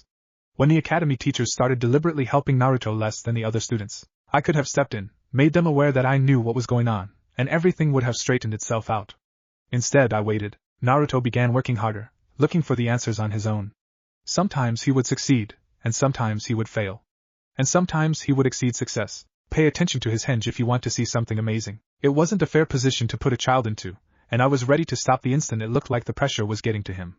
But he never gave up. The harder he was pushed, the more stubborn he got. So, you're teaching him to rely on himself? Kakashi asked as he tried to wrap his mind around it. Rely on himself first, yes, Sarutobi agreed. The closest I ever gave to handing him anything was letting him take the real scroll of forbidden seals. It was up to him to choose to learn Kagebunshin, and to actually learn it. He reacted even better than I could have hoped for, his interest in ninjutsu skyrocketing. I admit to cheating a little bit, when he visited the library in order to research more about jutsu. Cheating? Oh, I may have placed a rather convenient book where he might find it. Just a little something I wrote a long time ago that I think was a bit underappreciated. Kakashi had a sneaking suspicion. That wouldn't happen to be fundamentals of ninjutsu, would it? Minato-sensei had tried to make all 3 of his students read it, but the tediousness of the exercises was ridiculous. Sarutobi smirked. Why, yes it was. I hid the fact that I am the author somewhat, so he wouldn't automatically come to me every time he had a question or a problem. He may eventually figure it out, but I want him to struggle through it on his own for now. Isn't that kind of mean? Kakashi pointed out. Konohagaku no Jutsu is a very basic exercise, warped nearly beyond recognition. When I saw what he was doing, trying to push that exercise further and further, I thought it was a good teaching exercise. He would learn that there were dead ends, even with clones. If I had actually been training him, I would have told him he was wasting his time and to move on to something more fruitful. And that is why Naruto will end up far better training himself. Kakashi was reminded rather forcibly that Orochimaru had been the Sandame's student. The cunning of the traitorous Sannin was infamous, but it was easy to forget that he'd learned it from his benevolent teacher. It was sounding like Naruto's stubbornness had been specifically engineered to complement the original Kagebunshin, which was seriously scary. And brilliant. And to finally answer your question, I did not have Guy train Naruto, Sarutobi continued. I did direct Naruto to a training field where they would eventually cross paths. Incidentally, it barely took a day. With Guy's teaching style, I didn't even have to warn him not to stifle any creativity or oddity on Naruto's part. What if Naruto didn't want to train with Guy? Kakashi asked. Guy would probably train an Iwa genin if he thought they had the flames of youth, but Naruto running away screaming could have been a distinct possibility. It was the sensible response to seeing those eyebrows for the first time, after all. Then he wouldn't have gotten trained, Sarutobi explained simply. If he ignores the opportunity, he doesn't get anything. So you just conveniently place opportunities in his path, and he manages to take advantage of them? For the most part, yes, Sarutobi said proudly. He's done exceptionally well with that. He's missed some of them, but only one that is rather important. And that would be? A brilliant young woman apprenticed in the cryptoanalysis squad. He could have asked her for help understanding jutsu theory, but so far he's just been having fun annoying her. It is understandable that his first instinct is to rely on himself, but he'll hopefully learn that he can collaborate and ask others for help, as long as that isn't his first recourse. Kakashi was beginning to see how far-reaching the Sandame's plans were. So that's why you pointed him in Yamanakadano's direction rather than giving him specific help. Yes. I do have a fair idea of how he could achieve what he wants with the Kagebunshin, but rather than just giving him the answer, this way he learn about it in a way that gives him the opportunity to do much more with it, and to realize when and how he can make use of other people's expertise. Forcing him to pay for Inoichi's help will clue him into the fact that he doesn't have to know someone and be on good terms with them in order to ask for their assistance. It will also pressure him to spend more time working on Fuinjutsu to make some money. Although those particular lessons are going to be stunted by this mess with his seal. Kakashi frowned. So that's a real problem then? Oh yes, Sarutobi said gravely. The QB has never had that much control over its host's mindscapes. By all accounts it shouldn't even be possible. Minato made some odd modifications to the seal created by Mito-sama, but nothing that should allow anything like that. Jiraiya has theorized that Minato may have been able to leave an imprint of himself in the seal, but Kushina's presence in there wasn't something there was even a hint of. I'm sorry, but Naruto will be meeting Jiraiya a bit earlier than planned so that we can get a handle on this. So Jiraiya-sama is definitely taking him as an apprentice. It was to be expected, but it was still severely disappointing to have Naruto snatched away from him before he even had the chance to become the boy's mentor. Not in the traditional sense, but he will be taking a significant role in the boy's training. You can still teach him, Sarutobi added at the dejected look on Kakashi's face, but you cannot guide his development. Only open doors when he has already pushed in that direction. It will be hard when you see him making mistakes, or doing something weird or pointless, but you absolutely must let him explore his limits. If he asks a question, you can answer. If he asks for help, by all means help him. With Kagebunshin, he can afford to waste time or even try dangerous experiments. This is a delicate time in his development. His fundamental approach to learning is being built around his massive chakra reserves and ability to abuse Kagebunshin. Understood, sir. Kakashi had mixed feelings about this, but it was better than not being able to train the boy at all. I understand that this approach has been very hurtful for you, and for that you have my deepest apologies, Sarutobi said sympathetically. Even the slightest nurturing of things that remind you of Minato's style could be limiting Naruto's full potential. This is part of the reason I don't want him to know who his father is yet, because he'll try to be more like his father rather than learning what's best for him, Kakashi realized. That is correct, Sarutobi confirmed. Although the ridiculous names he comes up with for his jutsu and tactics should be fine to leave alone, he's certainly taking after Minato in that respect. Or perhaps that's just the result of too much exposure to Guy and his student. I've also removed any detailed references to the Uzumaki clan's Fuinjutsu from the village records, so that he'll explore that branch with an open mind. I'll put them back once he's established a good foundation based on his own understanding. It shouldn't take very long at all to get past this critical stage in his development, and then it should be fine to train him however you like. You said you'd tell him in 6 months? Kakashi asked, getting excited at the prospect. Oh, far less than that I would imagine. 6 months is just the absolute latest I possibly put off telling him, and I certainly don't intend to push it back that much. It's just that nobody is going to overlook him in the chunin exams. He'd make a pretty good showing even now, Kakashi agreed, considerably happier than he'd been at the start of the conversation. Indeed, although not quite good enough for what I'm hoping. Kakashi's brow furrowed as he tried to figure out what the old man was up to. Sarutobi just smiled enigmatically. What if Kakashi trains Team 7 like anbu chunin exams? And thanks for watching my video till the end. If you enjoy this content, then do consider subscribing to my channel. And leave a like if you guys need the next part. Comment down and thanks for watching the video, and see you guys in the next video.